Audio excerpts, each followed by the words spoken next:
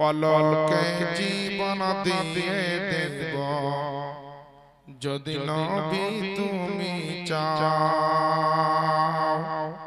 পলকে জীবন দিয়ে দেব যদি নবী তুমি চাও আর জি শুধু এই জীবনে আর জি শুধু এই জীবনে একবার দেখা দাও হাবিবি ইয়া রাসূলুল্লাহ হাবিবি ইয়া হাবিবাল্লাহ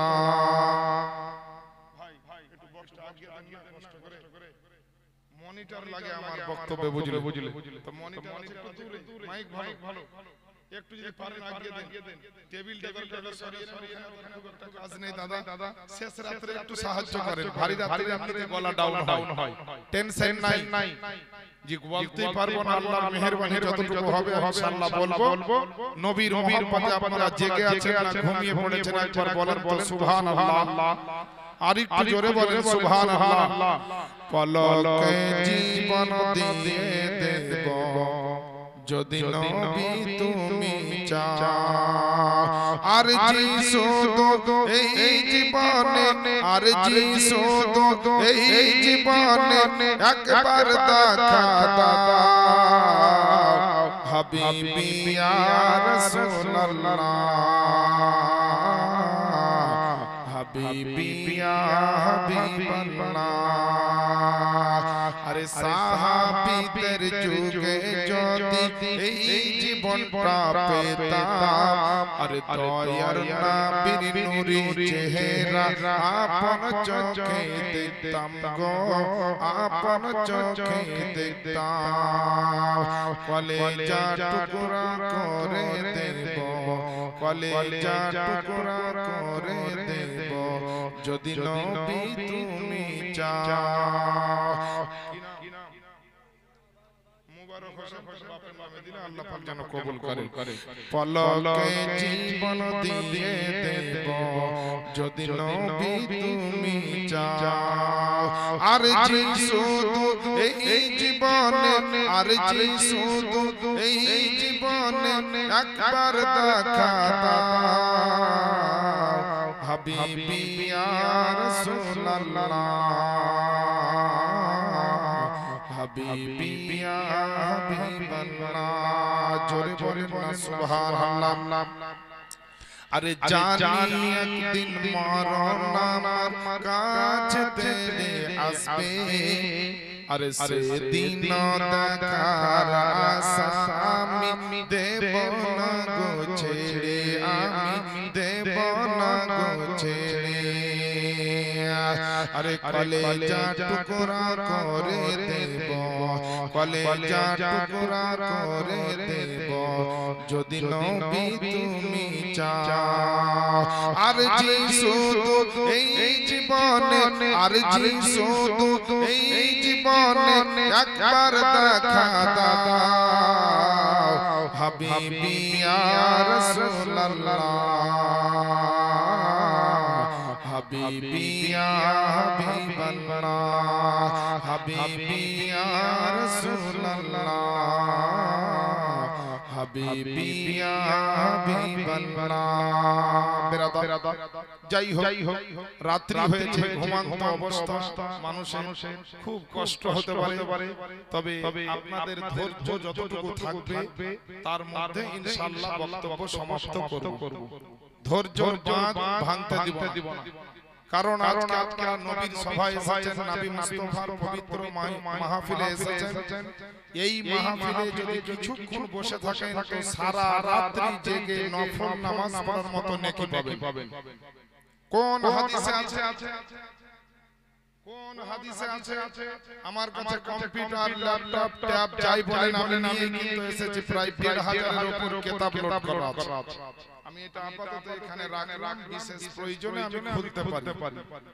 আমার বাপজিরা ভাইরা আপনাদেরকে আজকে বলবো যে প্রত্যেকটা মানুষের কাঁধে আল্লাহর ফেরেশতা আছে নেকি আর গুনাহ লেখার জন্য আছে না নাই একটু হ্যাঁ দিবেন নেকি গুনাহ লেখার জন্য ফেরেশতা আছে তো যখন মানুষ মরে যায় ওই ফেরেশতাগুলো কোথায় যায় একটু আপনাদের আমাদের জানা দরকার আছে না যে এত বড় জলসা করেছেন আর একটা কিছু শিখবেন না এটা কেমন করে হয় আজকাল তো চাঁদা লাগবে নিয়ে নাও মসজিদ মার্বেল করতে হয় করে দাও মসজিদে আপনার এসি লাগাতে হবে লাগিয়ে দাও গরু জবাই করে খানা করতে হবে করে দাও জলসার ময়দানে যায় আর না যায় জলসা তোমরা চালিয়ে নাও এই তো মুসলমানের সমাজ আজ কবরস্থানের উন্নতি কল্পে জলসা এই কবরস্থানে কোন বংশের লোক নাই কেউ বলতে পারবে যে আমার বংশের লোক একটা মরেনি আর এই কবরস্থানে নাই যে মুসলমান না প্রত্যেকটা বংশের মানুষ মারা গিয়েছে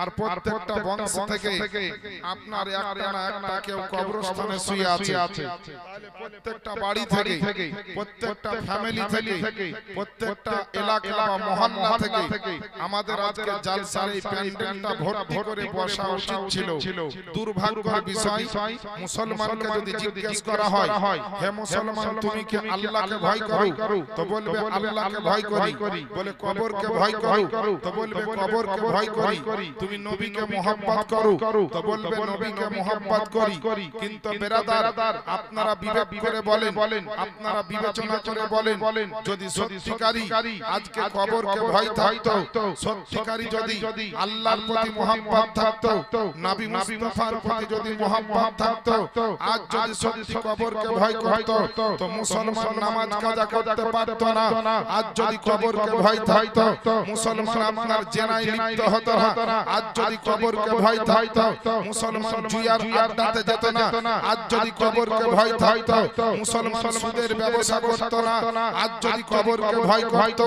তো মুসলমান মা বাপকে কষ্ট দিত না আজ যদি কবরকে ভয় করতো তো মুসলমান জালসার দিনে বাড়িতে ঘুমাতে পারতো না আজ যদি মুসলমান কবরকে ভয় করতো সমস্ত নেকির কাজের জন্য দৌড়তো আর আপনার সমস্ত গুনার কাজকে আপনার ছেড়ে দিত জোরে বলেন সুবহানাল্লাহ আজ নবী মুস্তাফার মহব্বত আমাদের অন্তরে কেমন আছে যে একটু আমাদের আত্মীয় স্বজনের জন্য একটু দুয়ার মাহফিলে নবীর মাহফিলে আসতে পারলাম মানুষ করার পরে মানুষ হওয়ার পরে আল্লাহর রহমত যদি নিতে চান তো আপনাকে মুমিন হতে হবে আর মুমিন যদি হন জালসার দিনে বাড়িতে ঘুম পড়েন তো এটা মুমিনের পরিচয় না এটা আপনার মুমিনের পরিচয় বলেন মসজিদে আযান হবে নামাজ পড়বেন না দুঃখের বিষয় মুসলমানের নামাজ লাগে না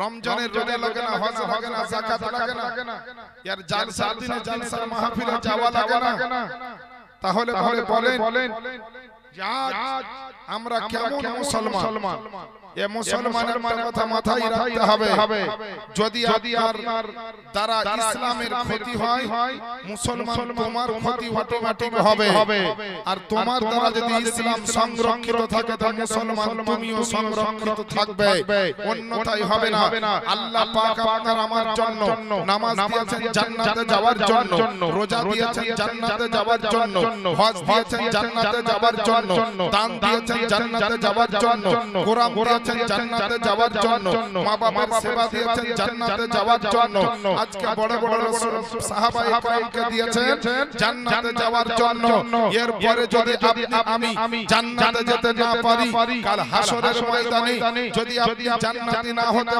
পারেন জাহান্নামী হয়ে যান আর জান্নাতি কাতারে গিয়ে আপনি জায়গা খুঁজতে থাকেন তো মহান রব্বুল আলামিন বলবে হে আমার বান্দা শোনো তোমাকে এত কিছু অফার দিয়েছিলাম তোমাকে এত কিছু সুযোগ দিয়েছিলাম তোমাকে এত কিছু আমল দিয়েছিলাম তোমাকে এত কিছু ইবাদত বান্দাগি দিয়েছিলাম তুমি জান্নাতি হতে পারোনি আজ হাসরের ময়দানে তুমি জান্নাতের জায়গা পাবে না ওয়ামতাজুল ইয়াউমা আইয়ুহাল মুজরিমুন বলে আল্লাহ আওয়াজ দিবে হে দুনিয়ার মুজরিম হে দুনিয়ার অন্যায়কারী তোমরা আজকে পৃথক হয়ে যাও একটু সুবহানাল্লাহ বলা যাবে না নবীর মহব্বতে বলবেন সুবহানাল্লাহ বললে নেকি হবে সুবহানাল্লাহ বললে নেকি হবে সুবহানাল্লাহ বললে গুনাহ মাফ হবে সুবহানাল্লাহ বললে সম্মানের দরজাকে আল্লাহ উঁচু করে দিবে আমার বাপজিরা ভাইয়েরা আজ আপনাদেরকে বলবো যে আল্লাহ আমাদেরকে আশরাফুল মাখলুকাত বানালেন, শ্রেষ্ঠ নবীর উম্মত বানালেন,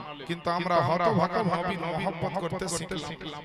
যদি সত্যি নবীকে ভালোবাসতাম তাহলে আজকের এই পবিত্র মাহফিলের এই জায়গাটা কি ফাঁকা পড়ে থাকতো না? রাত্রে 12টার আগে পর্যন্ত ভর্তি ছিল আর আমি এলাম দিয়ে ফাঁকা হলো। জিনা মুসলমান, আমার কাছে খবর আছে যে লোকজন খুব বেশি হয়নি, কারণ লোকজন এখন আকাশে উড়ে গেল না জমিনের তলে সব জিন্দা অবস্থায় কবর দেখতে গেল যে কোথায় কাকে শুতে হবে। আল্লাহ পাক ভালো জানে। জিন্দা অবস্থাতে যদি মুর্দার অভিনয় করে তো মুর্দা হওয়ার পরে কি করবেন ভাবি। এই যে দুই কাঁধে ফেরেশতা আছে না, এরা নেকি গুনাহ লিখছে। আচ্ছা, দুই কাঁধে কটা ফেরেশতা থাকে নেকি গুনাহ লেখার জন্য আপনাদের জানা আছে? কটা থাকে? কটা থাকে বাবা? দুটা। আপনারা জানেন দুটা, কিন্তু কিতাবের মধ্যে লিখছে যে দিনে এবং রাত্রিতে চারজন ফেরেশতা নেকি আর গুনাহ লেখার কাজ করে। সকালে ফজর থেকে মাগরিব পর্যন্ত দুজন, আর মাগরিব থেকে আবার ফজর পর্যন্ত দুইজন, চারজন এইভাবে লেখালেখি করে, যাদের নাম হচ্ছে কিরামান কাতিবিন। এদের কাজ হচ্ছে নেকি গুনাহ লেখার জন্য। এই ফেরেশতাগুলো মানুষ মরলে কোথায় যায়? যে মানুষটা মরলো ওর কাঁধে ফেরেশতা থাকলো, এই ফেরেশতাগুলো মানুষটা মরার পরে কোথায় যায় আপনাদেরকে বলবো। কোরআন শরীফে কয়েকখানা মসজিদের নাম আছে আজকে আপনাদেরকে শোনাবো। পৃথিবীর বুকে আল্লাহ জীবন দিল তো মৃত্যু কেন দিল, আর মৃত্যু যদি দিবে তো মানুষের জীবন কেন দিয়েছিলেন? এই দুটো বিষয়ের উপর আমার বক্তব্য হবে। তার পূর্বে আপনাদেরকে শুনিয়ে দিতে চাই যে আপনার আমার নবীর মহব্বত আমরা নবীর উম্মত হয়ে করতে পারলাম না, আশরাফুল মাখলুকাত হওয়ার পরে করতে পারলাম না, কিন্তু গাছ গোছালি তারা নবীর মহব্বত কি করে করেছে। মসজিদে নববী যখন তৈরি হলো মদিনা শরীফে, প্রথমে মেম্বার তৈরি কিন্তু হয়নি। সাহাবীরা গরিবী হালাতে খুব কষ্ট করে মসজিদটা বানালেন। তারপরে পরে কি করলেন, একটা খেজুর গাছের মুড়া আমার নবীর জন্য বাগান থেকে আনলেন, ওইটাকে ধুয়ে মুছে নবীর কদম তলে দিলেন যে নবীকে যতদিন আমরা মেম্বার বানাতে না পারছি এই খেজুর গাছের মুড়ালির উপরে আপনি খুতবা দিবেন। এইভাবে আমার নবী ওই খেজুর গাছের মুড়ালির উপরে খুতবা দিতে আরম্ভ করলেন। মাসের পর মাস কেটে গেল, কিছুদিন পরে আমার সাহাবায়ে কেরামেরা নবী মুস্তাফার মহব্বতে পড়ে বললেন যে নবীর জন্য চলো একটা মেম্বার বানিয়ে দিই। বালি দিয়ে, পাথর দিয়ে, ইট দিয়ে বা মাটি দিয়ে একটা মেম্বার বানালেন। আর সুবহানাল্লাহ ওই খেজুর গাছের মুড়ালিটাকে দূরে সরিয়ে মসজিদের এক কোণাতে রেখে দিলেন। নবী পাক সাহেবে লাউলাকার নাম, যে নবী পাক সাহেবে দো জাহানের জন্য মসজিদে নববী শরীফে আল্লাহ পাকের হাবিব পয়গম্বর আযম নবীদের সরদার বিশ্ব নবী আকা নবী মুস্তাফা ওই আপনার খেজুর গাছের মুড়ালিতে আপনার কদম রেখেছিলেন বলে খেজুর গাছের মুড়ালি আর খেজুর গাছের মুড়ালি থাকলো না, ওইটার নাম হয়ে গেল উস্তুনে হান্নানা। জোরে বলেন সুবহানাল্লাহ। তো নবী আমার নতুন মেম্বার তৈরি হয়েছে, আর নতুন মেম্বারে এসে আমার নবী খুতবা দেওয়ার জন্য দাঁড়িয়েছেন। খুতবা কিন্তু দিচ্ছেন না। আমার নবী সাহাবীদের মধ্যে ডাক দিয়ে বললেন, হে আবু বকর, মসজিদের আনাচে কানাচে দেখো তো কোন বাচ্চা ছেলে কান্না করছে নাকি? আমি গুনগুন করে একটা আওয়াজ পাচ্ছি। এ দেখেন বেরাদার, আল্লাহ পাকের নবী আপনার আমার নবী মুস্তাফা আমার আপনার নবী মুস্তাফা যাবনি আপনার বলেছেন সাহাবায়ে কেরাম বলে মসজিদের আনাচে কানাচে দেখো কোন মানুষের বাচ্চা মনে হয় কান্না করে, আমি নবী মুস্তাফা ওই কান্নার কেন আওয়াজ কেন পাই? আবু বকর সিদ্দিক আমার আপনার নবীর সাহাবী মসজিদের আনাচে কানাচে আপনার জানতে লাগলেন। মসজিদের বাইরে ডানে বামে কোন জায়গাতে আপনার কেউ কান্না করতেছে না।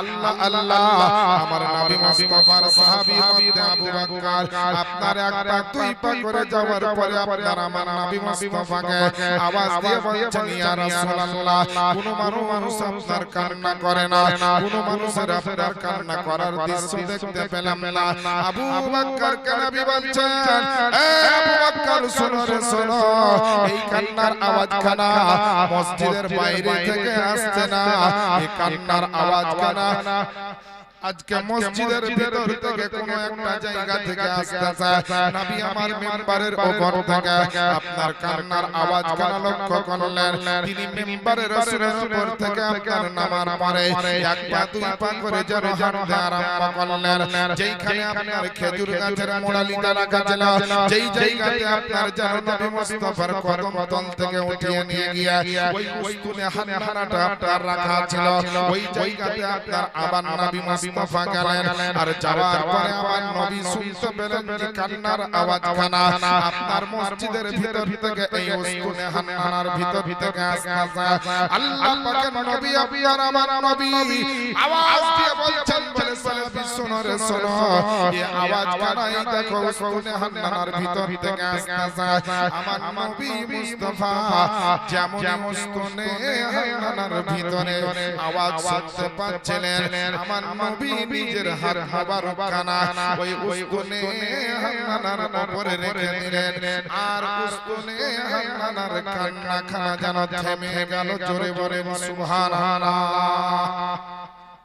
উস্তুনে হান্নার কান্নাটা বাবা থেমে গেল যেমন আর উস্তুনে হান্নার কান্নার আওয়াজ কানা থেমে যায় উস্তুনে হান্নানা একটা জড় পদার্থ একটা খেজুর গাছের মোড়ালি আমার নবী আপনার নবী জিজ্ঞেস করলেন এ উস্তুনে হান্নানা বলো রে বলো তুমি কিসের জন্য কান্না করো কিসের জন্য তুমি রওনা জারি করে দিয়েছো উস্তুনে হান্নানা আল্লাহর হুকুমে সেদিনকে আপনার আমার নবী মুস্তাফার সামনে যেন আওয়াজ দিয়ে বলেছেন ওগো আল্লাহ পাকের নবীজি বলে আপনার কদম তলে আমার জায়গা ছিল আপনার চরণের ধুলোবালিগুলো আমার উপরে পড়তেছিল আপনার চরণের ধুলোবালিগুলো আমার গায়ে পড়তেছিল আপনার জন্য মসজিদে আজকে নতুন মিম্বার তৈরি হয়ে গেছে আপনার পায়ের তল থেকে আপনার কদম মোবারকের তল থেকে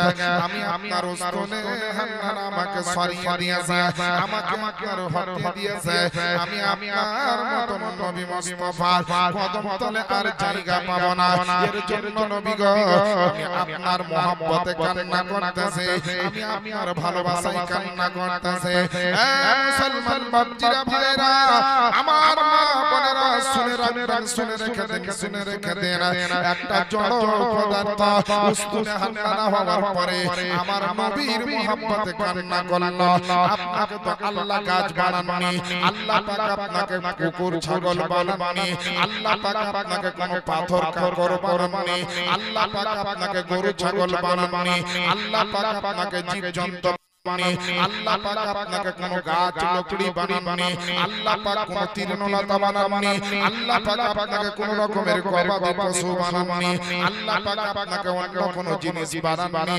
আল্লাহ পাক আমাদেরকে বানিয়েছেন আশরাফুল মাখলুকাত আর তার মধ্যে থেকে শ্রেষ্ঠ নবীর শ্রেষ্ঠ উম্মত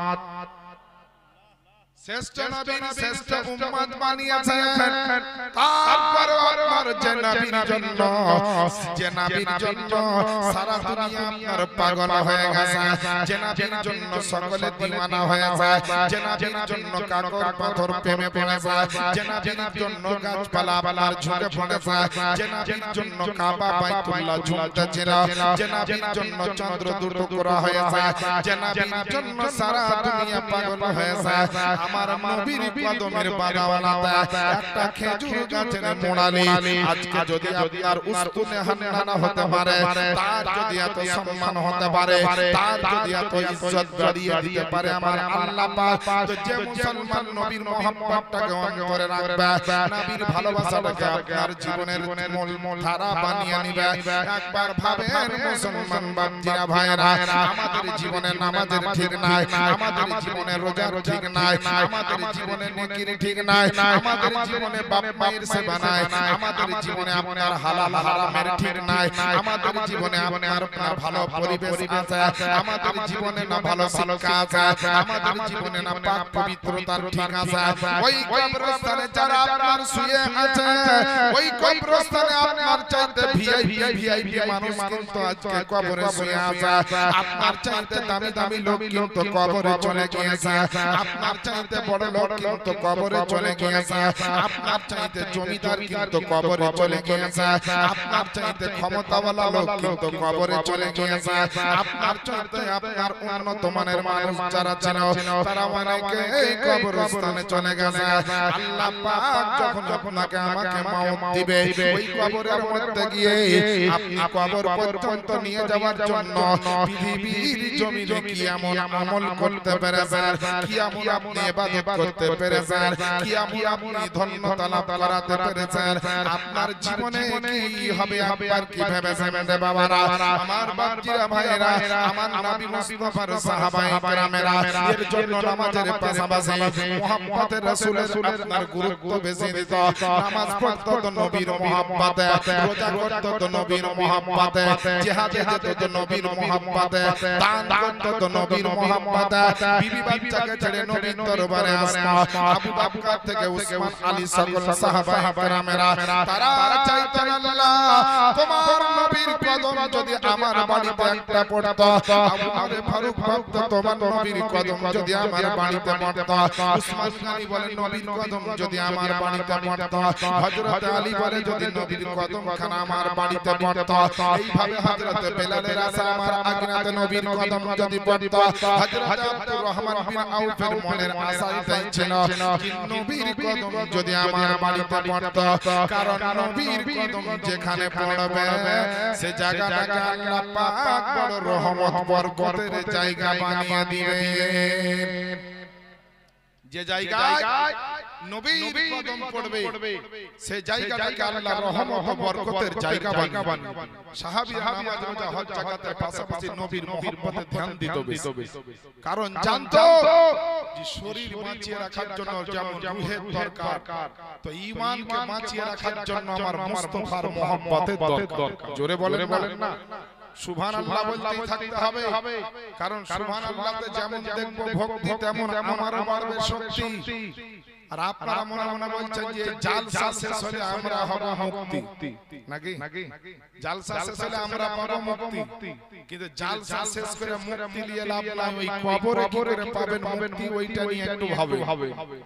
ভালো মরণ কি করে হবে, আল্লাহ কি করে খুশি হবেন, আল্লাহ কি করে রাজি হবে, আল্লাহ যে আমাকে জীবনটা দিলেন কেন দিলেন, কি করতে হবে আমাকে, আমার করণীয় কি, আমার দায়িত্ব কি, একজন মুসলমানের দায়িত্ব কর্তব্য কেমন হবে, তার শিক্ষা দীক্ষা কেমন হবে, তার পরিবেশ কেমন হবে, তার দেশ পোশাক কেমন হবে, তার ব্যবসা বাণিজ্য কেমন হবে, তার উঠা বসা আখলাক চরিত্র নেচার কালচার কেমন হবে, এইগুলো আপনাকে গবেষণা করতে হবে, ভাবতে হবে, সেই মোতাবেক করতে হবে, যাতে আমার নবীর সুন্নাতের পাবন্দি হয়ে যায়, যাতে নবীর সুন্নাত মোতাবেক হয়, আর আপনার জীবন যাতে করে কামিয়াবি হয়। জোরে বলেন সুবহানাল্লাহ। সাহাবীদের আকীদা ছিল নবীর কদম যদি আমার বাড়িতে একবার পড়তো আমি আবু বকর বড় ধন্য হয়ে যেতাম। এর জন্য তো বেরাদার নবীর কদম মক্কায় পড়েছে, তো মক্কা বড় শানওয়ালা হয়ে গেছে, নবীর কদম বদরে পড়েছে, তো বদরের ময়দান শানওয়ালা হয়ে গেছে, নবীর কদম উহুদে পড়েছে, তো উহুদের ময়দান শানওয়ালা হয়েছে, নবীর কদম আপনার এখনো মদিনায় পড়েছে, তো মদিনা শরীফ থেকে আপনার মদিনা হয়ে গেছে, নবীর কদম আপনার যেখানে পড়েছে সে জায়গার দাম মূল্যকে আল্লাহ অনেক বাড়িয়ে দিয়েছে। একবার জোরে পড়ে দিই সুবহানাল্লাহ।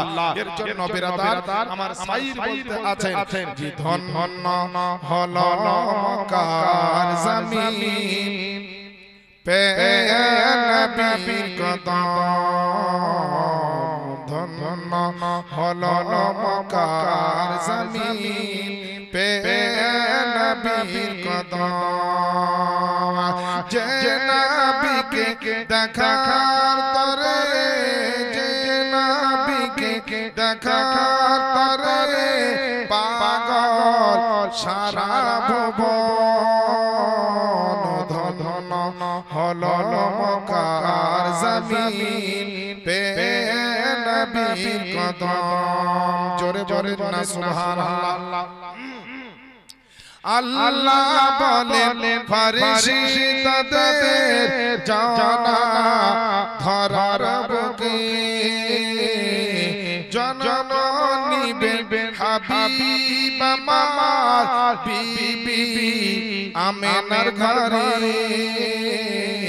মা আমেনা খুশি হলেন মা আমেনা খুশি হলেন পে নবীর কদম ধন ধন হলো মক্কার জমিন পে নবীর কদম গাউস খাজা আর আহমদ রাজা সবাই নবীর পিয়ারা সারা জগৎ সারা জগৎ দেখো না সবাই নবীর দিওয়ানা জিয়াউল মুস্তাফা ধন্য হবে জিয়াউল মুস্তাফা ধন্য হবে চুমলে নবীর কদম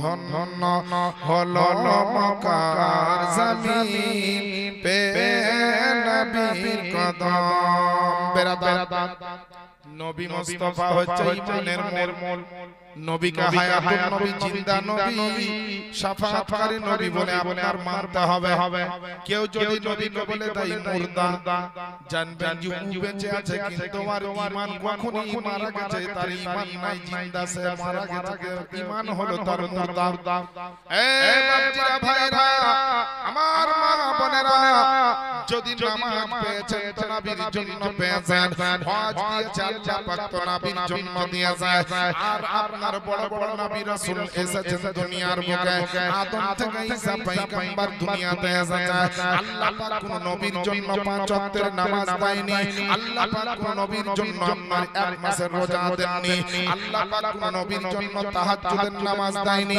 আল্লাহ পাক কোন নবীর জন্য আপনার এখনো তারাবির নামাজ দেয়নি আল্লাহ পাক কোন নবীর জন্য ঈদ ও বকরা ঈদ দেয়নি আল্লাহ পাক কোন নবীর জন্য জানাজার নামাজ দেয়নি আল্লাহ পাক কোন নবীর জন্য আপনার এখনো পবিত্র কোরআনটাও দেয়নি আল্লাহ পাক কোন নবীর জন্য শবে বারাত দেয়নি আল্লাহ পাক কোন নবীর জন্য শবে কদর দেয়নি আল্লাহ পাক কোন নবীর জন্য লাইলাতুল বারাত দেয়নি আল্লাহ পাক কোন নবীর জন্য এখনো সাদকার ব্যবস্থা দেয়নি যেই সাদকার ব্যবস্থা আমার নবীর উম্মতের জন্য আল্লাহ করে দিয়েছে যে নেকির ব্যবস্থা আল্লাহ করে দিয়েছেন আমার নবীর জন্য এর জন্য বেরাদার আমার বাপজিরা ভাইরা আমার মা বোনেরা সমস্ত কিছু পেয়েছে তো নবীর জন্য পেয়েছে আর যা কিছু হয়েছে তো আমার নবীর জন্য হয়েছে এর জন্য তো বেরাদার আমার সরকারে আলা হযরত আজিমুল বরকত আকায়ে নিয়ামত দরিয়ায়ে রহমত কানজুল কারামত ইমামে ইশক ও মোহাব্বত কলম সম্রাট বেরেলির শাহতাজ ইমাম আহমদ রাজা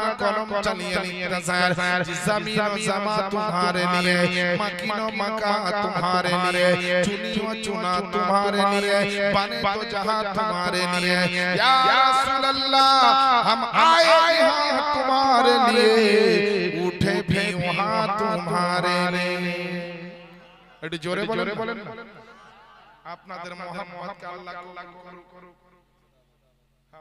দেখেন যে যা দেখছেন অবশ্যই শেষ বেলায় দোয়া হবে শেষ বেলায়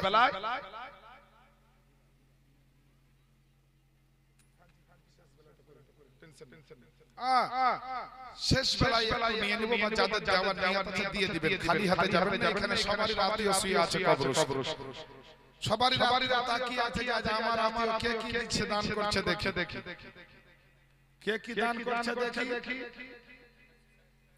ওটা শেষ হয়ে গেছে নূরি কলম বইটা আছে নূরি কলম বইটা খুব উন্নত মানের ছোট হলেও ইসলামের যে প্রাথমিক জ্ঞান দরকার হারাম হালাল জায়েজ নাজায়েজ পাক নাপাক ছোট ছোট করে সব মুসলমানের জন্য দেওয়া আছে যা প্রয়োজন হবে নিয়ে যাবে নূরি মাসাইলটা নেই নূরি কলমটা আছে দুটোই আমারই লেখা বই অবশ্য প্রয়োজন হলে নিবেন অসুবিধা নেই তো বেরাদার আমার বাপজিরা ভাইরা, আজ আমরা মুসলমান কোথায় আছি? মুসলমানের দায়িত্বকে আমরা পালন করছি।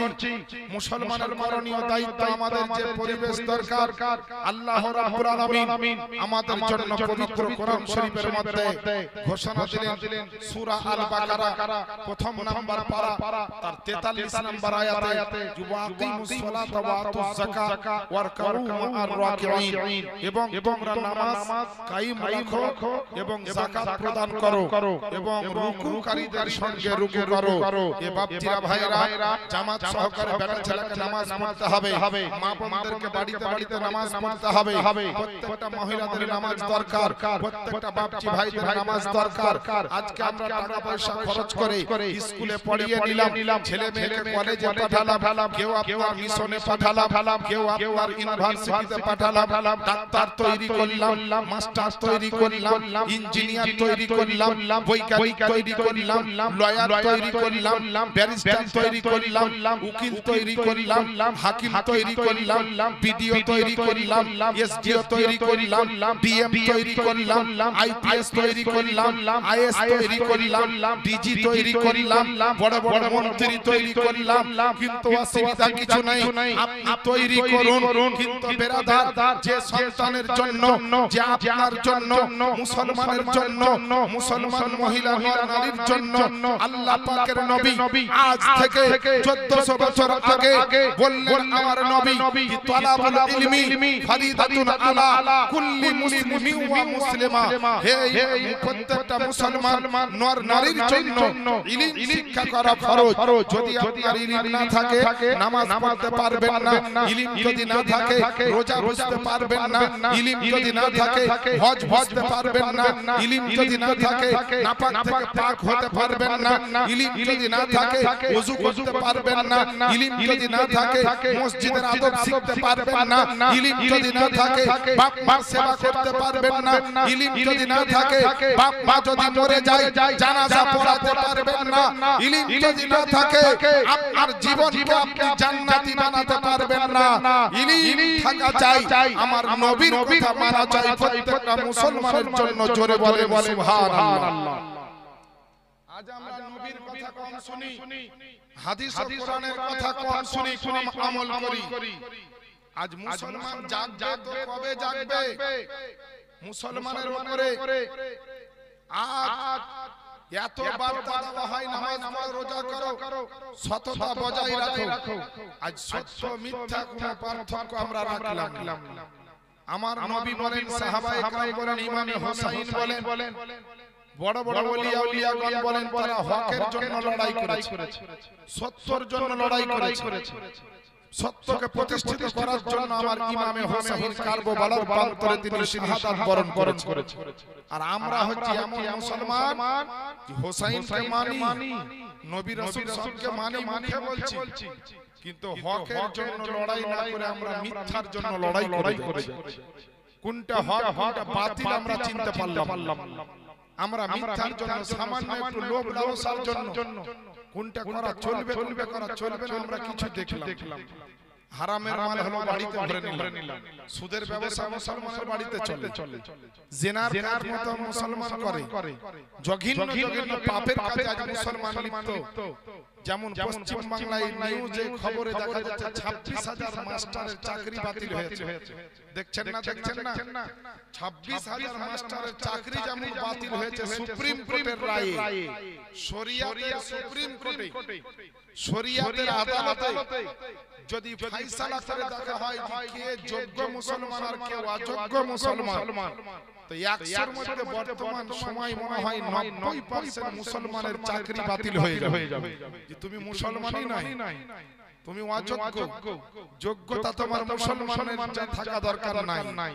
আমার বাপজিরা ভাইরা, দুনিয়াতে আপনাকে কেউ কাফের বলবে না, মুশরিক বলবে না, আপনাকে কেউ মুসলমান থেকে বাতিল হয়ে গেছে এই কথা বলবে না, ঠিকই, কিন্তু আল্লাহর খাতাতে আপনার নাম মুসলমানের জায়গায় আছে না জাহান্নামের জায়গায় চলে গেছে, জান্নাতের জায়গায় আছে না কাফের মুশরিকদের সঙ্গে আপনার নাম জড়িয়ে গেছে, একটু ভাবতে হবে। আমার বাপজিরা ভাইরা, আমার মা বোনেরা, ইসলামের জন্য কত লড়াই করেছে। একটা বিষয় বিষয় আজকে আপনাদের স্মরণ করিয়ে দিতে চাই। আপনার গ্রামে যত ধর্মের মানুষ বাস করুক না কেন, হিন্দু ভাই হতে পারে, আদিবাসী ভাই হতে পারে, খ্রিস্টান হতে পারে, শিখ হতে পারে, বৌদ্ধ হতে পারে, মুসলিম হতে পারে, যে কোনো ধর্মের মানুষ আপনার বাড়িতে ধরেন বাস করছে, আপনার এলাকায় বাস করছে, সরি আপনার গ্রামে বাস করছে। তো আপনার গ্রামে যদি কেউ কোন রকমের অত্যাচার করে, অন্যায় করে, হামলা করে, আক্রমণ করে, কার বাড়িতে করলো এটা দেখার দরকার নয়, বরং গোটা গ্রামবাসীকে এক হয়ে গোটা গ্রামকে বাঁচাতে হবে। বাঁচাতে হবে কি হবে না? কারো বাড়িতে যদি গ্রামে আগুন লাগে তো দেখতে হবে যে কার বাড়িতে লেগেছে, তারপরে যাব না যারি বাড়িতে লাগুক সবাই মিলে ঝাঁপিয়ে পড়ে আগুনটা নিভাবো। এ মুসলমান বাপজিরা ভাইরা, মাত্র 2-1টা দিন আগে ওয়াকফ বোর্ডের একটা বিল পাস হলো, বলা হলো যে এটা ওয়াকফ সংশোধনীয় বিল। ওয়াকফ বলে একটা কি বিল নিয়ে এসেছে কেন্দ্রীয় সরকার, আর সেটা পার্লামেন্টে পাস করে দেওয়া হলো, রাজ্যসভা থেকে লোকসভা পর্যন্ত। আজ পর্যন্ত মুসলমান দেখলেই নেই যে এটার মানেটা কি, এটা কি হলো। এ আমার বাপজিরা ভাইরা, যখন কেন্দ্র সরকার বলেছিল যে আপনার কিষান বিল একটা এসেছিল, কৃষকদের উপর একটা বিল এনেছিল, কিষান বিল। আর এই কিষান বিলটা যখন পাস হয়ে গেল তো পাঞ্জাব থেকে যারা শিখ ভাই আছে, গোটা ভারতবর্ষে মাত্র 2% শিখ ব্যবহার, শিখ থাকে, শিখ ধর্মের মানুষ। তো গোটা ভারতবর্ষে 2% শিখ ধর্মের মানুষ থাকার পরে এমন ভাবে আন্দোলন শুরু হয়েছিল, এমন ভাবে প্রতিবাদ শুরু হয়েছিল, এমন ভাবে আপনার বিভিন্ন রকমের সংবিধানকে সামনে রেখে প্রতিবাদ করেছিল যে গোটা পার্লামেন্ট পর্যন্ত কেঁপে গেছিল। এবার আপনারা বুকে হাত দিয়ে বলেন 2% শিখ ধর্মের মানুষ থাকার পরে যদি কিষান বিলকে আপনারা আটকে দিতে পারে তো গোটা ভারতবর্ষে শিখ ধর্মের চাইতে মুসলমান কিন্তু বেশি আছে। 15% মুসলমান জীবন যাপন করে হিন্দুস্তানের জমিনে। 2% ওয়ালা ধর্মের মানুষ যদি পার্লামেন্টকে নড়িয়ে দিতে পারে, এ মুসলমান তোমার এখনো ঘুম ভাঙলো না, তোমার জমি চলে গেল, তোমার কোন জায়গায় কবরস্থান চলে গেল, কোন জায়গায় মসজিদ চলে গেল, কোন জায়গায় মাদ্রাসা চলে গেল, অথচ তুমি এখনো বাড়িতে ঘুমাচ্ছ। যেদিনকে তোমার বাড়িতে আগুন লাগবে সেদিন তুমি বুঝবে। আজ গোটা ভারতের জমিনে হিন্দু, মুসলিম, খ্রিস্টান, জৈন, বৌদ্ধ সবাই মিলে কিন্তু প্রতিবাদ করছে যে ওয়াকফ বিল কঠিন, এই ওয়াকফ বিল সঠিক বিল নয়। ওয়াকফের যে সংশোধনীয় বিল এনেছে, যে সরকারের এই বিল সঠিক বিল নয়, এটা অসাংবিধানিক। ওয়াকফের যে জায়গা আছে গোটা ভারতে প্রত্যেকটা রাজ্যে, এইগুলা হচ্ছে মুসলমানের আপনার কি বলা হয়েছে প্রপার্টি, মুসলমানের জমি, মুসলমানের কবরস্থান, মুসলমানের খানকা, মুসলমানের মসজিদ, মাদ্রাসা, আজ সেইগুলোকে ছিনিয়ে নেওয়া হলো।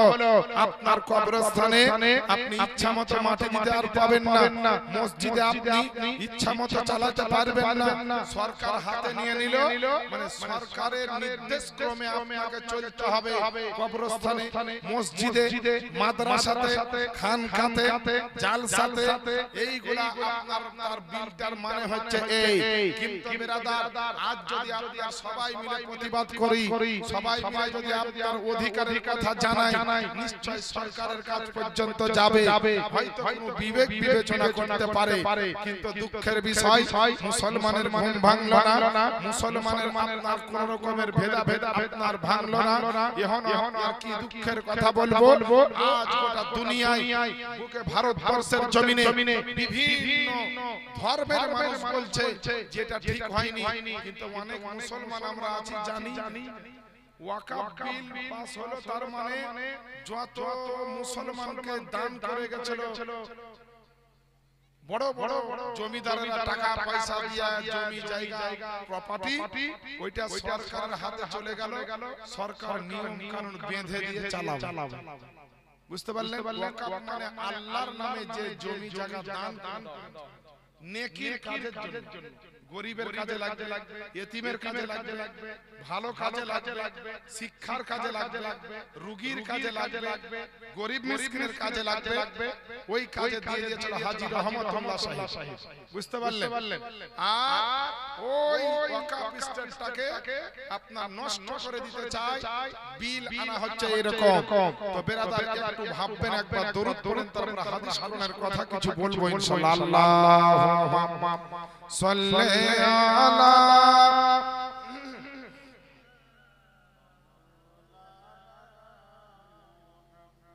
ওয়ালা আলি সাইয়্যিদিনা মাওলানা মুহাম্মদ সাল্লাল্লাহু আলা মুহাম্মাদিন।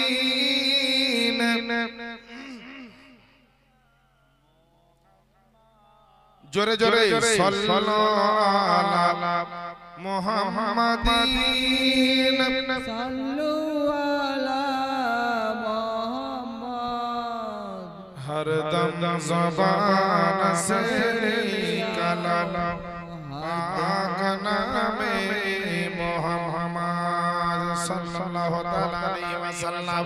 নবী আমার নবী মুস্তাফা যখন আপনার আলোচনাতে বসতেন মসজিদে নববীতে এবং কোন জায়গাতে, সাহাবায়ে কেরামেরা নবী মুস্তাফার দিকে এমন করে দেখতেন রে বাবা, নবীর চেহারা দেখতে দেখতে দিনের পরে দিন কাটিয়ে দিতেন, রাতের পরে রাত আপনার কাটিয়ে দিত। কারণ আমার দয়ার নবীর নূরানি চেহারাখানা আল্লাহ পাক এত সুন্দর করে বানিয়েছিলেন। আমার নবীর চেহারাখানা দেখে সাহাবায়ে কেরামেরা আপনার নিজের পেটের খিদা পর্যন্ত ভুলে যেতেন, নিজের বিবি বাচ্চাকে পর্যন্ত আপনার ভুলে যেতেন। ওই নবীর উম্মত হয়ে আপনি জগতের বুকে এসেছেন, আজ নবীর স্বভাব পড়ে পড়ে কান্না করছে, আজ আল্লাহর কাছে আর্তনাদ করছে, বলে রব্বুল আলামিন আজকে আপনার চিকনি গ্রামে একটা নবীর সভা হয়েছে, এত সুন্দর প্যান্ডেল হয়েছে, এত সুন্দর রড লাইটের ব্যবস্থা হয়েছে, এতগুলো আলেম ওলামা হাজরাতগণ এসেছে, স্টেজটাকে এত সুন্দর করে তৈরি করা হয়েছে, কিন্তু আল্লাহ গো এই প্যান্ডেলের ভিতরে যতটা লোকের বসার জায়গা করা হয়েছিল, গ্রামের মানুষ গিয়ে বিছানায় ঘুমিয়ে গিয়েছিল, মানুষ কিন্তু প্যান্ডেলের ভিতরে বেশিটা আপনার বসেনি। আপনারা বুকে হাত দিয়ে বলেন আপনার উপর আল্লাহ খুশি হবে না নারাজ হবে? এ মুসলমান বাপজিরা ভাইরা, আমার নবী মুস্তাফার কথা আপনারা লোক যত থাকবেন তত বলতে ভালো লাগে। আমার আপনার নবী মুস্তাফার কথা আমার সাইর বলছেন যে নবীকে, আমার নবীর কি পাওয়ার, আমার নবীকে আল্লাহ কেমন বানিয়েছে, আমার নবীর আদর্শ নীতি আখলাক চরিত্রটাকে কেমন বানিয়েছে। উঠিয়ে দেখেন মুসলমান কোরআন শরীফের মধ্যে 29 নম্বর পারা, সূরাটির নাম সূরা আল কালাম, আয়াত নাম্বার হচ্ছে আপনার 4। আল্লাহ পাক বলেন ওয়া ইন্নাকা লা আলা খুলুকিন আযীম, এবং নিশ্চয়ই নবী গো আমি আপনাকে সমগ্র জগতের মধ্যে সবচাইতে উত্তম চরিত্রের অধিকারী বানিয়ে দিয়েছে। একবার জোরে জোরে বলেন না সুবহানাল্লাহ। আমার নবীর মতো চরিত্রবান ব্যক্তি আর কেউ হতে পারে না, আমার নবীর মতো আদর্শবান আর কেউ হতে পারে না, আমার নবীর মতো উন্নত মানের ব্যবহার পৃথিবীর জমিনে আর কারো হতে পারে না, নবীর মতো সুন্দর আর কেউ হতে পারে না। এর জন্য তো আপনার আমার সাইর লিখতেছে যে চেহারা নূরেতে ভরা, আদর্শ কোরআনের পারা। জোরে বলেন না সুবহানাল্লাহ। আপনাদের ঘুম আসছে বাপ? তো যাদের যাদের ঘুম আসছে একটু জোরে বলেন না সুবহানাল্লাহ। আল্লাহ পাক দেখছেন, আমার নবীও দেখছেন, আপনাদের আত্মীয় যারা মুমিন বান্দা তাদের রূহ তো দেখছে। মুমিন বান্দার রূহ বিভিন্ন জায়গা যেতে পারে, এটা কিতাবের মধ্যে লেখা আছে, ফতোয়া রাজাবিয়া শরীফে লেখা আছে, সরকার আলা হযরত লেখা যে মুমিনের রূহ আজাদ স্বাধীন যে কোনো জায়গায় যেতে পারে। এত সুন্দর কালাম পড়ছি, লোক হয়তো কম আছে, আমার এনার্জি একটু কম হবে, এমনিতে লোক কম হলো, কিন্তু কম হলো যদি একটু জিন্দা মনোভাব নিয়ে করেন তাহলে পারে দেখবেন একটা স্কুল কলেজে বা ইউনিভার্সিটিতে যেখানে আপনার আবাসিক ছাত্ররা থাকে, বাইরের ছাত্র থাকে, বাড়ি যায় না, তো রবিবারের দিন ওই বাইরের ছাত্র থাকে তার গার্জেনরা দেখতে যায়। তো যাদের বাপ মা দেখতে যায় তাদের ছেলেগুলোর মনটা বড় আনন্দ হয়, বাপ মার গলাটাকে জড়িয়ে ধরে। আর যাদের যে ছেলেগুলার কোনো আত্মীয় স্বজন বা নিজের বাপ মা দেখতে যায় না, ওরা দূর থেকে মন খারাপ করে বসে থাকে আর দেখে যে ওর বাপ এসেছে, ওর মা এসেছে, ওর ভাই এসেছে, ওর দিদি এসেছে, আমার কেউ আসেনি, মনটা খারাপ হয় বাচ্চা।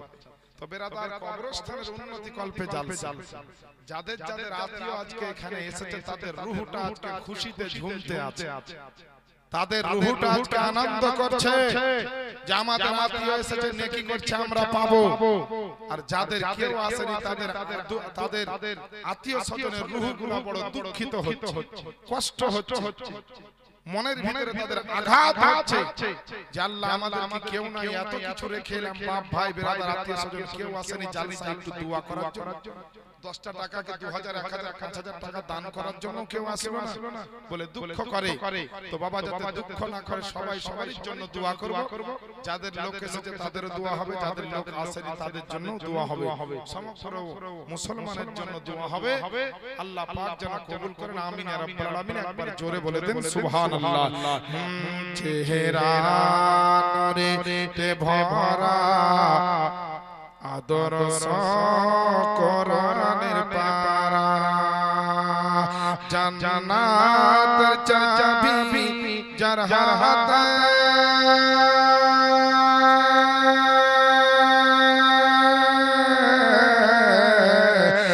জান্নাতের চাবি যার হাতে, জান্নাতের চাবি যার হাতে, তিনি উম্মতের সাহারা, চেহারা নূরেতে ভরা আদর্শ কোরআনের পারা।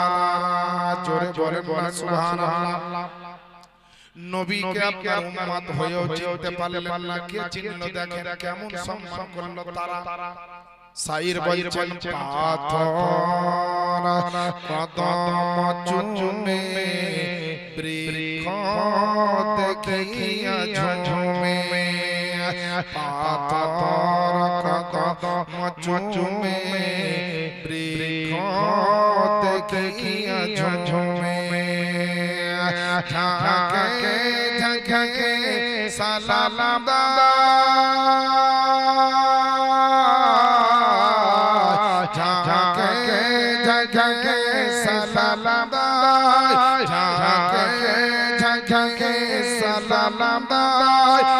জান্নাতের ফেরেশতারা, চেহারা নূরেতে ভরা আদর্শ কোরআনের পারা। জোরে বলে সুবহানাল্লাহ।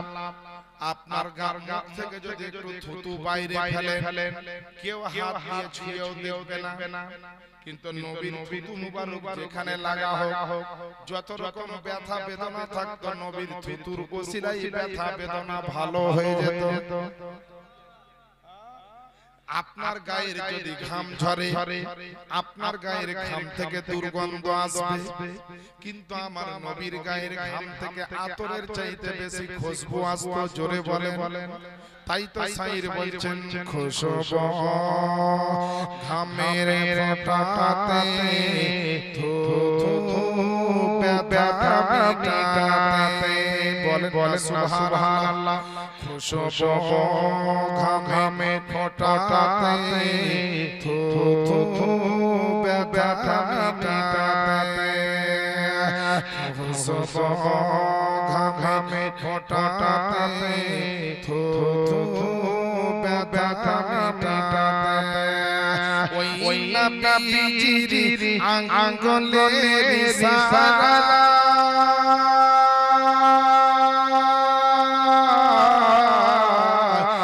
ওই নবীজির আঙ্গুলের ইশারা, ওই নবীজির আঙ্গুলের ইশারা, চন্দ্র হয় পারা, চেহারা নূরে ভরা আদর্শ কোরআনের পারা বেরাদার আমার আব্বা জানেরা আজমানেরা আল্লাহ পাক আপনাকে আমাকে জগতের বুকে পাঠিয়েছে একদিন কিন্তু জগৎ থেকে বিদায় নিতে হবে একদিন কিন্তু প্রত্যেকের মওত হবে আপনার প্রত্যেকটা মানুষকে দুনিয়া ছেড়ে যেতে হবে ওই কবরে গিয়ে আসল ঠিকানা বানাতে হবে রে বাবা এবার আপনাকে বলি বেরাদার যেন ভালো মরণ হয় তার মতো আমল করতে হবে কবরটা যেন ভালো হয় আপনার যেন হাসরটা ভালো হয় মৃত্যুটা যেন সম্মানের হয় এই রকমের আপনার জীবন বানাতে হবে আপনার এলাকাতে অনেক মানুষের মওত হয়েছে নবীর জামানাতে নবীর একজন সাহাবীর ইন্তেকাল হয়েছিল যার নাম হচ্ছে হযরত সাদ ইবনে মুআজ রাদিয়াল্লাহু তাআলা আনহু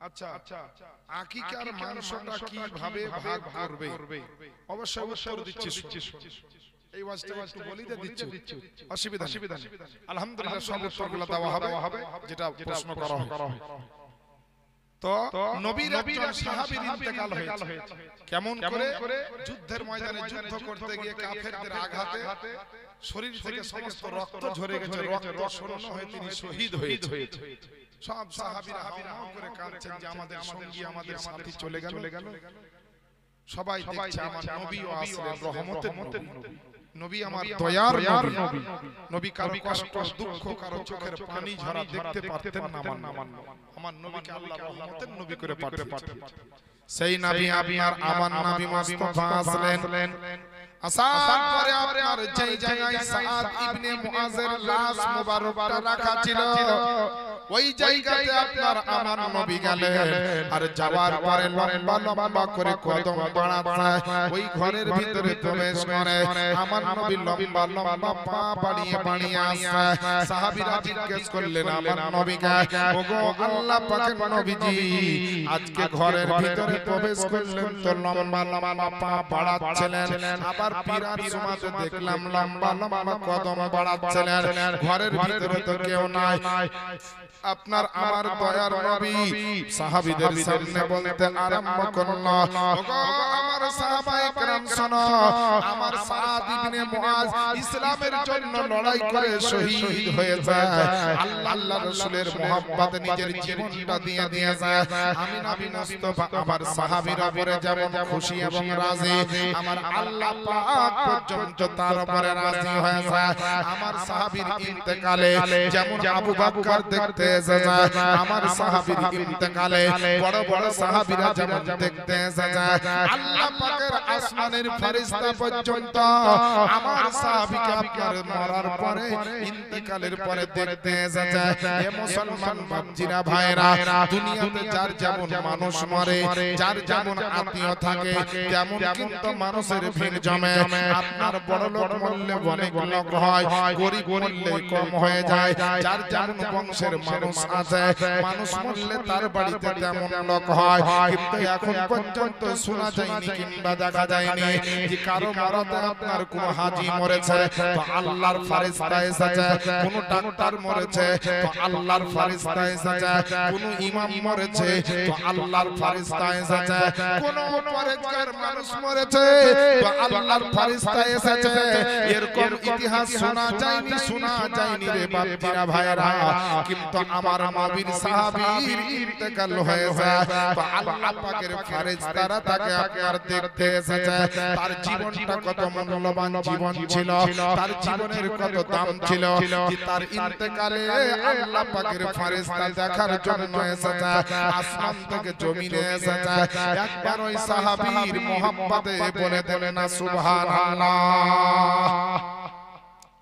সাহাবীর মরদে আল্লাহর ফেরেশতারা দেখতে আসছে যেমন কেউ মরলে আত্মীয় স্বজন দেখতে আসে যার যেমন আত্মীয় থাকে তার বাড়িতে মরাতে তেমন ভিড় জমে তো নবীর সাহাবীর ইন্তেকাল হয়েছে আল্লাহর হাজার হাজার ফেরেশতা জমিনে তাকে দেখতে আসছে সেই সাহাবীর নাম কি হযরত সাদ ইবনে মুআজ রাদিয়াল্লাহু তাআলা আনহু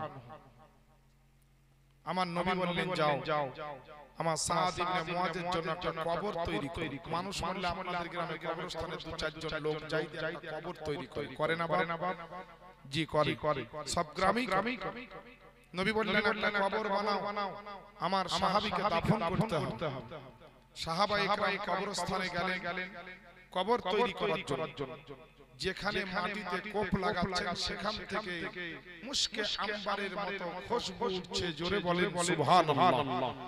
সাহাবীরা মনে করছেন যে যেখানে মাটিতে কোপ দিচ্ছি এই মাটির ভিতর থেকে খুশবু উঠছে, সেন্ট উঠছে, এর মানে হচ্ছে এই মাটির ভিতরে কোনো আল্লাহ ওয়ালার কবর আছে মনে হয়। এখানে কবর বানা যাবে না, আরেকটু এগিয়ে যায়, ওখানে কোপ লাগাচ্ছে তো ও মাটি থেকেও খুশবু উঠছে, ওখানে কবর করা যাবে না, আরেকটু এগিয়ে যায়, এইভাবে আরেকটু এগিয়ে গেলে তো সেখানে কোপ লাগাচ্ছে তো আবার দেখছে বেরাদার খুশবু উঠতেছে। তো নবীর দরবারে গেলেন, সাহাবীরা জিজ্ঞেস করলেন ইয়া রাসূলুল্লাহ, যেখানে মাটি খুঁড়ছি কবর খননের জন্য সেখান থেকে মাটির ভিতর থেকে খুশবু উঠছে।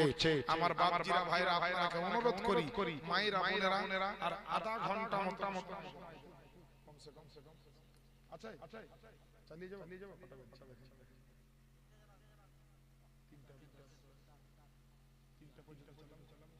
আপনি যদি বলেন তো একটু সময় নিয়ে বসেন, কালকে এই সভা তো আর হবে না। এই যে নেকির জায়গায় বসে আছেন আল্লাহ রাসূলের মহব্বত নিয়ে অন্তরে, এই সভাটা কালকে আর পাবেন না। আগামী বছর যদি হয়তো কে বাঁচবেন কে মরবেন পাবেন না, জিয়াউল মুস্তাফাকেও হয়তো পাবেন না, আর কালকে পাবেন না। আগামী বছর যদি ভাগ্য নসিব ভালো হয় আমার কপালে থাকলে চলেও আসতে পারে, আবার ডেট চাইলে হয়তো ডেট দিতেই পারলাম, এমনও হতে পারে। এর জন্য বলবো আপনাদের জন্য আমি নতুন, আর আমার জন্য আপনারা নতুন দর্শক। একটু সময় করে আমরা শুনি, তবে যে লোকটা আছে আমার মনে হচ্ছে এই লোকটা খুব খাঁটি লোক, বলি রাত্রে দুটোর পরেও এখনো বসে আছে। তবে এর বক্তব্য রাখবো না।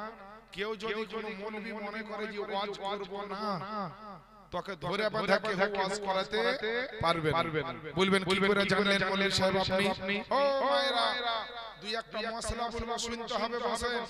খালি লক্ষ্মী ভান্ডারের টাকা নিয়ে ব্যস্ত থাকিয়েন না। হ্যাঁ একটু বসেন, দুই একটা মশলা বলবো শুনবেন। মশলা তো আমরা খালি ওই রান্নার মশলাই শিখলাম, আর জীবনে ধর্মের মশলা, ইসলামের ব্যাপারে ইবাদতের মশলা মাসাইল কিছু শিখলাম না আমরা। বলবেন কেন?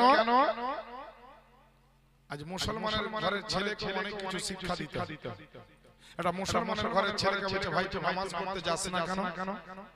তো বলছে মসজিদে যেতে ভয় লাগে না। তো কেন? তো মসজিদে ঢুকে কি করতে হয় না করতে হয় আমি কিছু আদব কায়দা কিছু জানি না, লজ্জা লাগে, ভয় লাগে।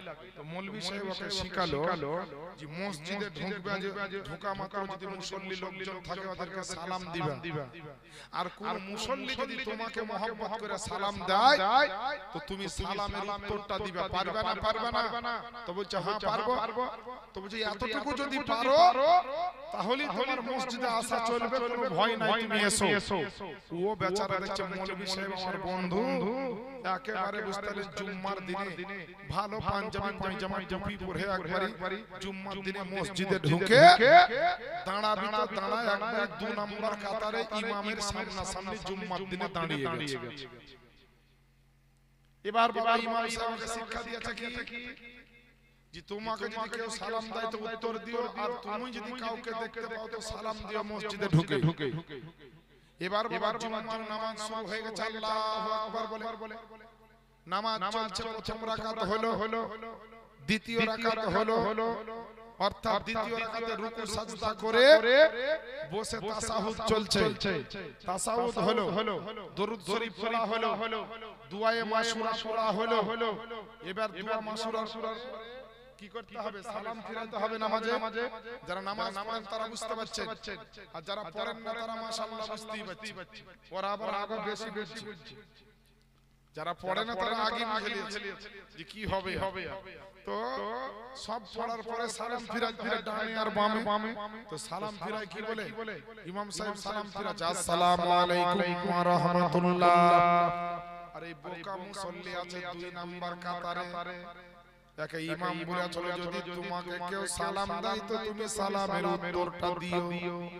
একে শিখিয়ে রেখেছে, কিন্তু পাগলা জানা না কখন দিতে হয় আর কখন দিতে হয় না। যেমন ইমাম সাহেব ডান দিকে মুখ ঘুরিয়ে বলে যে আসসালামু আলাইকুম ওয়া রাহমাতুল্লাহ, তখন ওই বোকা মুসল্লি একদম পিছন কাতার থেকে বলছে ওয়া আলাইকুম আসসালাম ওয়া রাহমাতুল্লাহ। ইমাম সাহেব তো জিভা কাটছে জি গেল, আবার বাম দিকে মুখটা ঘুরিয়ে ইমাম সাহেব বলছে আসসালামু আলাইকুম ওয়া রাহমাতুল্লাহ। ই পাগলা তখন আবার জোর গলাতে বলছে ওয়া আলাইকুম আসসালাম ওয়া রাহমাতুল্লাহ। ইমাম সাহেব রেগে গেছে, এই পাগলা, এটা নামাজের সালাম ফেলেছে, উত্তর দিছিস মানে? তো যে হুজুর আপনি তো বলেছেন যে সালাম দিলে উত্তর দিতে হবে মসজিদে, তো মসজিদে এসে যে আপনি সালাম দিয়েছেন তো উত্তর দিব না? তো বেচারে পাগলা তো মসজিদের ভিতরে সালাম দিলে উত্তর দিতে বলেছে, নামাজের ভিতরে নয়। তো বলছে আমাকে নামাজের ভিতরে কি মসজিদের ভিতরে ভেঙে বলেননি? আমি ভাবেছি সালাম দিলেই উত্তর দিতে হয় বলে মসজিদের ভিতরে, নামাজের ভিতরে ওয়া বুঝি না, সালাম শুনেছি উত্তর দিয়ে দিয়েছি। এই তো আমাদের অবস্থা। বলেন মুসলমান, এরকম মুসল্লি যদি 2 নাম্বার কাতারে কেন? মক্কার মসজিদে যদি প্রথম কাতারে যে নামাজ পড়াইতো ওই নামাজ আল্লাহ কবুল করবে? কিছু যদি না জানা, আজ আমরা ওযুর ফরজ জানি না, গোসলের ফরজ জানি না, নামাজের ফরজ জানি না, আবার বলছি আমরা মুসলমান।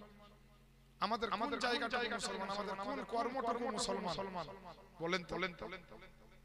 এখন যদি আপনি মরে যান, আপনার বাড়িতে একটা ছেলে আছে, আপনার জানাজা পড়াতে পারবে? আপনাকে কাফন পরাতে পারবে? আপনার গোসল দিতে পারবে? এরকম একটা ছেলে আপনি তৈরি করেন। মাস্টার হোক, ডাক্তার হোক, ইঞ্জিনিয়ার হোক, এই চাই আমরা। হোক না মাস্টার, ডাক্তার, ইঞ্জিনিয়ার হোক, আপত্তি নেই, কিন্তু কমসে কম ছেলেটাকে ফরজ শিক্ষাটা শিক্ষা দেন। ফরজ শিক্ষাটা আপনি শিক্ষা দেন। ফরজ শিক্ষাটা যদি আপনি দিতে পারেন তাহলে আপনার ওই ছেলেটা ইঞ্জিনিয়ার হোক, বৈজ্ঞানিক হোক, ডাক্তার হোক, মাস্টার হোক, বাপ মা মরলে কমসে কম জানাজা পড়াতে পারবে, গোসল দিতে পারবে, কাফন পরাতে পারবে, এবং মরে গেলে আপনার কবরটা জিয়ারত করে আপনার জন্য আল্লাহর দরবারে একটু দোয়া করতে শিখবে এবং জানবে। বাপজিরা, ভাইরা, আপনাদের আমাদের জীবনের কেমন মূল্য, আর আমার নবীর মোহাব্বতকারী সাহাবী, আল্লাহর জন্য, নবীর জন্য যিনি জীবন দিয়েছে, ইসলামের জন্য যিনি জীবন দিয়েছে, ওই আপনার সাহাবী যার নাম হচ্ছে সাদ ইবনে মুআজ রাদিয়াল্লাহু তাআলা আনহু, তিনার জন্য কবর তৈরি করতে আরম্ভ করেছেন। মাটির ভিতর থেকে আপনার খুশবু উঠতেছে। আল্লাহ পাকের নবীকে খবর দেওয়া হলো, ওগো আল্লাহ পাকের নবীজি, বলে মাটির ভিতর থেকে এই রকমের খুশবু উঠছে গো নবী। আমার নবী, আপনার নবী বললেন, বলে শোনো রে আমার সাহাবীর উপরে আল্লাহ পাক এতটা রাজি হয়েছে, আমার সাহাবীর ইন্তেকালে আল্লাহ এতটা খুশি হয়েছে, আমার সাহাবীর উপরে আল্লাহ পাক এমন আপনার আনন্দিত হয়েছে, তাই তার যেখানে কবর হবে সেখানে আল্লাহর তরফ থেকে মাটিতে জান্নাতের খুশবুর ব্যবস্থা করে দেওয়া হয়েছে। ও মুসলমান বাপজিরা, ভাইরা, আপনার গ্রামে কবরস্থানে অনেক মানুষকে আপনি দাফন করেছেন, কত আত্মীয় স্বজনকে আপনি কবরস্থ করেছেন, কত আত্মীয় সাহেবের আপনি জানাজা পড়েছেন, কিন্তু এরকম জানাজা পৃথিবীর ইতিহাসে আপনি আর পাবেন না মুসলমান। এই রকমের কবর আপনি পৃথিবীর ইতিহাসে আর শুনতে পাবেন না। আল্লাহ পাকের নবী, আপনার আমার নবী সাহাবায়ে কিরামকে বললেন, বলে শোনো রে শোনো, কবর তৈরি করা হলে আমার সাহাবীকে আপনার জানাজার ময়দানে নিয়ে যেতে হবে। যখন কবর তৈরি করা হয়ে গেল, কবর যখন আপনার বানানো হয়ে গেল, সাহাবীরা এসে নবীকে বললেন, ইয়া রাসূলুল্লাহ, ইয়া হাবিবাল্লাহ, নবী গো, আপনার সাদ ইবনে মুআজের জন্য, আমাদের বন্ধুর জন্য কবর বানানো হয়ে গেছে, বলে চলেন না এবার আমরা যাওয়ার ব্যবস্থা করি। আমার নবী মুস্তাফা তাকে একটা কাফন পরিয়ে দিয়ে সাহাবীদেরকে বললেন, শোনো রে শোনো, আমার সাদ ইবনে মুআজ আজকে জীবনের বুকে, সারা জীবনের বুকে, সারা জীবনের মতো আজকে পৃথিবীর জমিন ছেড়ে আপনার চলে যাচ্ছে। আমার সাদ ইবনে মুআজ আমার সাহাবী, যদি তোমাদেরকে দুঃখ দিয়ে থাকে, তোমাদেরকে যদি কষ্ট দিয়ে থাকে, তোমাদেরকে যদি আঘাত দিয়ে থাকে, আমার সাহাবীকে আল্লাহর রাস্তায় তোমরা maaf করে দিও। প্রত্যেকটা সাহাবী আপনার আমার নবীর সামনে ওই ইন্তেকাল করেছে, ওই সাহাবীর জন্য দুঃখ থেকে কাঁদতে লাগলো। আমার নবী, আপনার নবী রহমাতুল আলামিন পয়গম্বর কারো চোখের পানি দেখতে পারতেন না, কারো দুঃখ বেদনা নবী আমার সহ্য করতে পারতেন না। আল্লাহ পাকের নবী বললেন তোমরা সবাই maaf করে দাও আমার সাদ ইবনে মুআজকে। সাহাবায়ে কিরাম কাঁদে কাঁদে বললেন ইয়া রাসূলুল্লাহ তার কথায় কোনো আঘাত কিন্তু আমরা পাইনি, তার উপরে কোনো অভিযোগ আমাদের নাই গো নবী। আমাদের কলেজা ফেটে যায়, যারা আমরা একসঙ্গে খাওয়া দাওয়া করতাম, একসঙ্গে মসজিদে নামাজ পড়তাম, একসঙ্গে যুদ্ধের ময়দানে এসেছিলাম, আর আমরা বেঁচে আছি, আর আমাদের বন্ধু আজকে ইন্তেকাল করে সারা জীবনের মতো পৃথিবী ছেড়ে চলে যাচ্ছে। ওগো আল্লাহ পাকের নবীজি আমাদের বন্ধুর জন্য দোয়া করে দেন আপনি। আমার নবী কাঁদতে কাঁদতে চোখের পানি ঝরাতে ঝরাতে বলছেন রহমাতাল লিল আলামিন পয়গম্বর নবী মুস্তাফা বলছেন যে আমার সাহাবীর উপরে আমি আল্লাহ পাকের নবী আনন্দিত আছে এবং আমার আল্লাহ পাক তার উপরে আনন্দিত আছে। সারা জিন্দেগি বহুদিন জীবনে বাঁচলেন, আল্লাহকেও খুশি করতে পারলেন না, নবীকেও খুশি করতে পারলেন না। মুসলমান তুমি আপনার জীবনটাকে নিয়ে কি করবে? তোমার জীবনটা কোন কাজে আসবে? হে মুসলমান বাপজিরা ভাইরা, আজকে নবীর সভা চলছে, আজকে নবীর সভা অনুষ্ঠিত হয়েছে, আমার নবীর নামে জলসা হচ্ছে, আপনার কবরস্থানের উন্নতি কল্পে আজকে আপনারা ভাবছেন জায়গাটাতে লোকজন আসেনি, অনেকটা ফাঁকা পড়ে আছে, কিন্তু না না, এই জায়গাটার উপরে আল্লাহ পাকের যে কত ফেরেশতা এসেছে কোন চর্চা আরাধনা উপাসনার কথাগুলো শ্রবণ করার জন্য। কারণ আমার নবী মুস্তাফা বলে আল মিলাদু রিয়াজুল জান্নাত, যেখানে আমার নবীর মিলাদ হয় ওই জায়গাটা তৎক্ষণাতের জন্য একটা জান্নাতের আপনার টুকরা হয়ে যায়। নবীর আপনার মিলাদ হয় ওই জায়গাটা জান্নাতের টুকরা হয়ে যায়। আমার নবীর সভাতে লাখ লাখ হাজার হাজার আল্লাহর ফেরেশতা, আর সেই জায়গার মানুষকে গোল করে ঘিরে নাই ফেরেশতা, যারা বসে বসে ওয়াজ নসিহত শুনে, নবীর প্রশংসা শুনে, তাদেরকে গোল করে ফেরেশতারা ঘিরে নাই, আর আল্লাহর রহমত যাতে তাদের উপরে বর্ষণ হয় এর জন্য আল্লাহর ফেরেশতারা আল্লাহর দরবারে দোয়া করে। সাইফুল সাহেব আম্মার নামে আম্মাজান সাইফুল বাবা আম্মাজান সাইফুল সাহেব তিনি 500 টাকা দিলেন, আল্লাহ যেন কবুল করে। যদি কেউ দিবে মনে করেন তো দিয়ে দেন। আমি আপনাকে অনুরোধ করি কেউ খালি হাতে যাবেন, এখানে সবারই আত্মীয় শুয়ে আছে কবরস্থানে, 200 হোক 100 হোক 1000 2000 5000 10000 যার যেমন হবে, আল্লাহর রাস্তায় দিলে কমবে না, আল্লাহর রাস্তায় দিলে কমবে না। চিকনির মুজাম্মিল সাহেব 500 টাকা, জয়নালের ছেলে রমজান শেখ 100 টাকা নগদ আর 500 টাকা বাকি।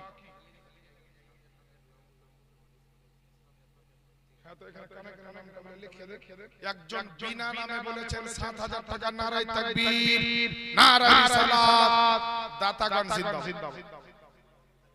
মাসিদুর রহমান সাহেব 1000 টাকা, চটচট করে আসেন, আপনাদের দিকে লোক খুব টাকা দেয়। দেখেন আরেকজন ভাই 1000, মুনসুর আলী 500 টাকা নগদ, 500 টাকা বাকি। আলিনুর, ও আচ্ছা, কারিমুল সাহেব বাপের নামে 500 টাকা। খায়রুল ইসলাম সাহেব 500 টাকা নগদ, 500 টাকা বাকি। ওখানে যেটা লিখে দেন নামটা যান। আব্দুল বাসির, সুবহানাল্লাহ, জনাব আব্দুল বাসির সাহেব তিনি 2000 টাকা নগদ দিয়েছেন, আল্লাহ যেন তার দানকে কবুল করেন। একটা স্পেশাল নাতে রাসূল শোনাবো, বসেন। ও মায়েরা, যদি দেওয়ার নিয়ত আছে অবশ্যই দেন। ওই বক্তাকে দিয়েছেন আমার হাতে দেন, আমিও শেষ দোয়া করব। যার শেষ ভালো তার সব ভালো। আমি বিশাল চাপ দিয়ে আপনাকে কষ্ট দিব না আদায়ের জন্য।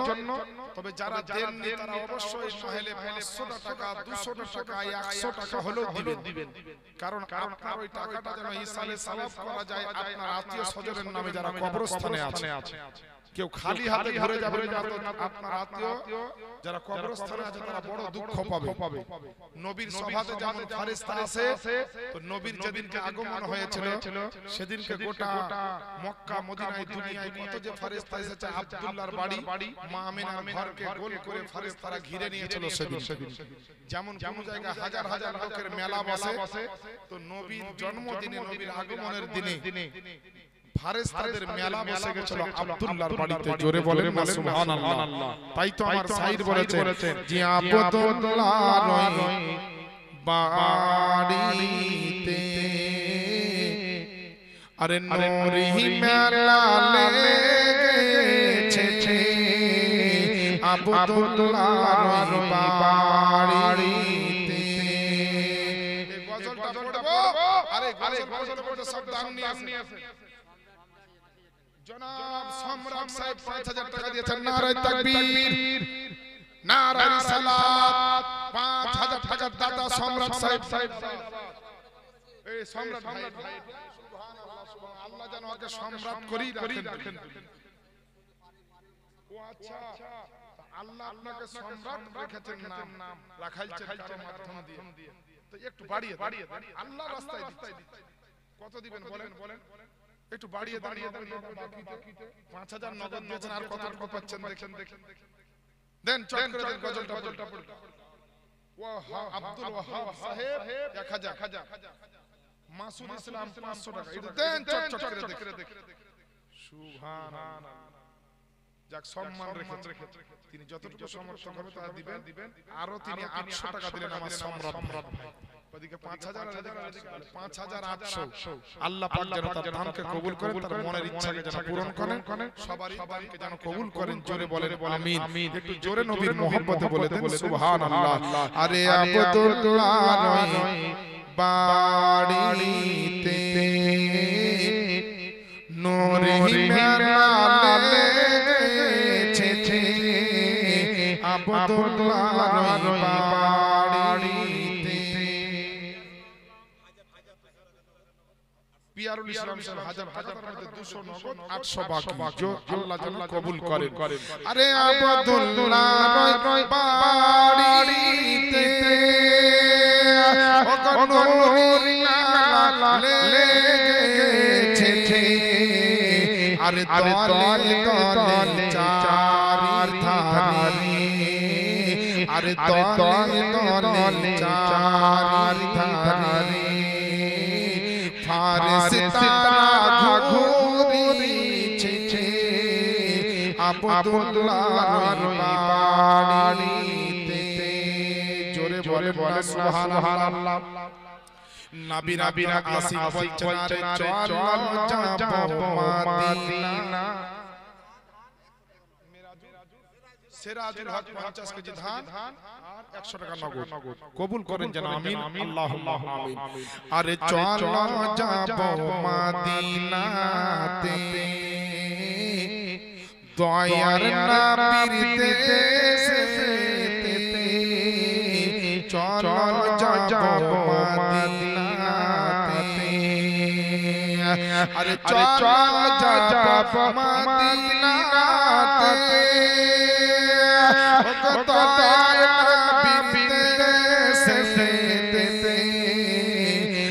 আরে মদিনাতে কাবার কাবা, আরে মদিনাতে কাবার কাবা। মদের নবী রয়েছে আব্দুল্লাহর বাড়িতে। নবীর যারা দুশমন ছিল তারা পর্যন্ত নবীর নূরানি চেহারা দেখে কলমা পড়ে নিয়েছে। নবীকে মারার জন্য এলেন তলোয়ার হাতে নিয়ে হযরত উমর। তখন মুসলমান হয়নি উমরে ফারুক রাদিয়াল্লাহু তাআলা। নবীকে মারার জন্য গেল, নবীকে দেখলে তো পাগল হয়ে কলমা পড়ে। সাইর বলছে কি দেখে, আরে উমর ইবনে খাত্তাব চলে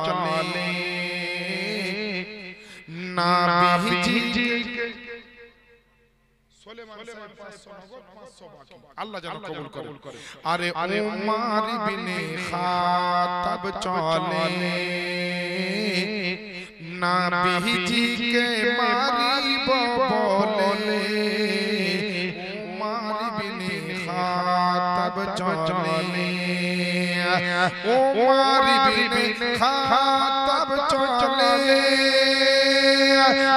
নবীজিকে মারিব বলে আরে দেখে নবীর নূরি চেহারা আরে দেখে নবীর নূরি চেহারা উমর কালমা পড়েছে আব্দুল্লাহর বাড়িতে আব্দুল্লাহর বাড়িতে নূরি মালা লেগেছে আব্দুল্লাহর বাড়িতে বেরাদার ও আমার আব্বা জানারা আম্মা জানারা আল্লাহ পাকের নবী মুস্তাফা রহমাতুল লিল আলামিন পয়গম্বর আল্লাহ নবীকে সারা দুনিয়ার জন্য রহমাতুল নবী করে পাঠিয়েছেন সারা দুনিয়াতে আল্লাহ যত নবী পাঠিয়েছেন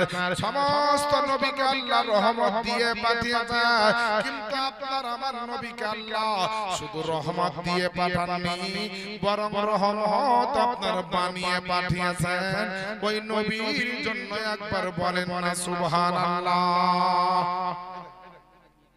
নাজিমউদ্দিন মিয়া সাহেব তিনি 500 টাকা দিয়ে বেরাদার আল্লাহ পাক আপনার আমার নবী যে রহমাতুল লিল আলামিন পয়গম্বর তার দলিল দিচ্ছেন পবিত্র কোরআন শরীফের মাধ্যম দিয়ে আল্লাহ আল্লাহ উঠিয়ে দেখুন পবিত্র কোরআন শরীফ আপনার 17 নম্বর পারা সূরাটির নাম সূরা আল আম্বিয়া আয়াত নাম্বার হচ্ছে 107 আল্লাহ পাক বলেন ওয়া মা আরসালনাকা ইল্লা রাহমাতাল লিল আলামিন এবং নবী গো আমি আপনাকে সমগ্র জগতের জন্য রহমত রূপেই প্রেরণ করেছে আল্লাহ পাক আপনার আমার নবীকে মুসলমানের জন্য রহমত করে পাঠিয়েছেন আমার নবী মুসলমানদের জন্য রহমত আমার নবী হিন্দুদের জন্য রহমত আমার নবী আদিবাসীর জন্য রহমত আমার নবী বৌদ্ধদের জন্য রহমত আমার নবী আপনার এখনো আদিবাসীদের জন্য রহমত আমার নবী শিখদের জন্য রহমত আমার নবী যত ধর্মের মানুষ আছে পৃথিবীর জমিনে আদম থেকে ঈসা পর্যন্ত শেষ জামানায় যে আপনার কিয়ামতের সকালের আগে পর্যন্ত যত মানুষের জন্ম হবে প্রত্যেকটা মানুষের জন্য আমার নবী সুবহানাল্লাহ আব্দুর রহিম সাহেব 500 টাকা নগদ আর 50 কেজি ধান আল্লাহ যেন তার দানকে কবুল করেন আমিন ইয়া রাব্বাল আলামিন আমার নবী আপনার নামাজীর জন্য রহমত বেনামাজীদের জন্য রহমত আপনার বাচ্চাদের জন্য রহমত বয়স্কদের জন্য রহমত গরু ছাগলের জন্য আমার নবী রহমত জীবজন্তুর জন্য নবী রহমত পাহাড়ের জন্য নবী রহমত আকাশ বাতাসের জন্য আমার নবী রহমত কারণ আল্লাহ পাক বলেছেন ওয়া মা আরসালনাকা ইল্লা রাহমাতাল লিল আলামিন এখান থেকে আপনার জামা মুতাকাল্লিমের সিগা ব্যবহার হয়েছে আর এতে ইঙ্গিত ইশারাতে আপনার বুঝিয়ে দেওয়া হয়েছে আল্লাহ পাকের সৃষ্টি জগৎ যতদূর নিয়ে আমার নবীর রহমত হলো আপনার ততদূর নিয়ে আল্লাহ পাকের রহমত যতদূর এই সৃষ্টি জগৎ যতদূর নিয়ে আমার নবীর রহমত হচ্ছে ততদূর নিয়ে আল্লাহ হলেন রব্বুল আলামিন আর আমার নবী হলেন রাহমাতাল লিল আলামিন আমার বাপজিরা ভাইরা এই আকিকার মশলাটা বলবো যে আকিকা মাংস বা গোশত কিভাবে ভাগ করতে হবে হযরত জিজ্ঞেস করেছে বলে আমার কাছে আসে এর উত্তর হয়ে গেছে নাকি আচ্ছা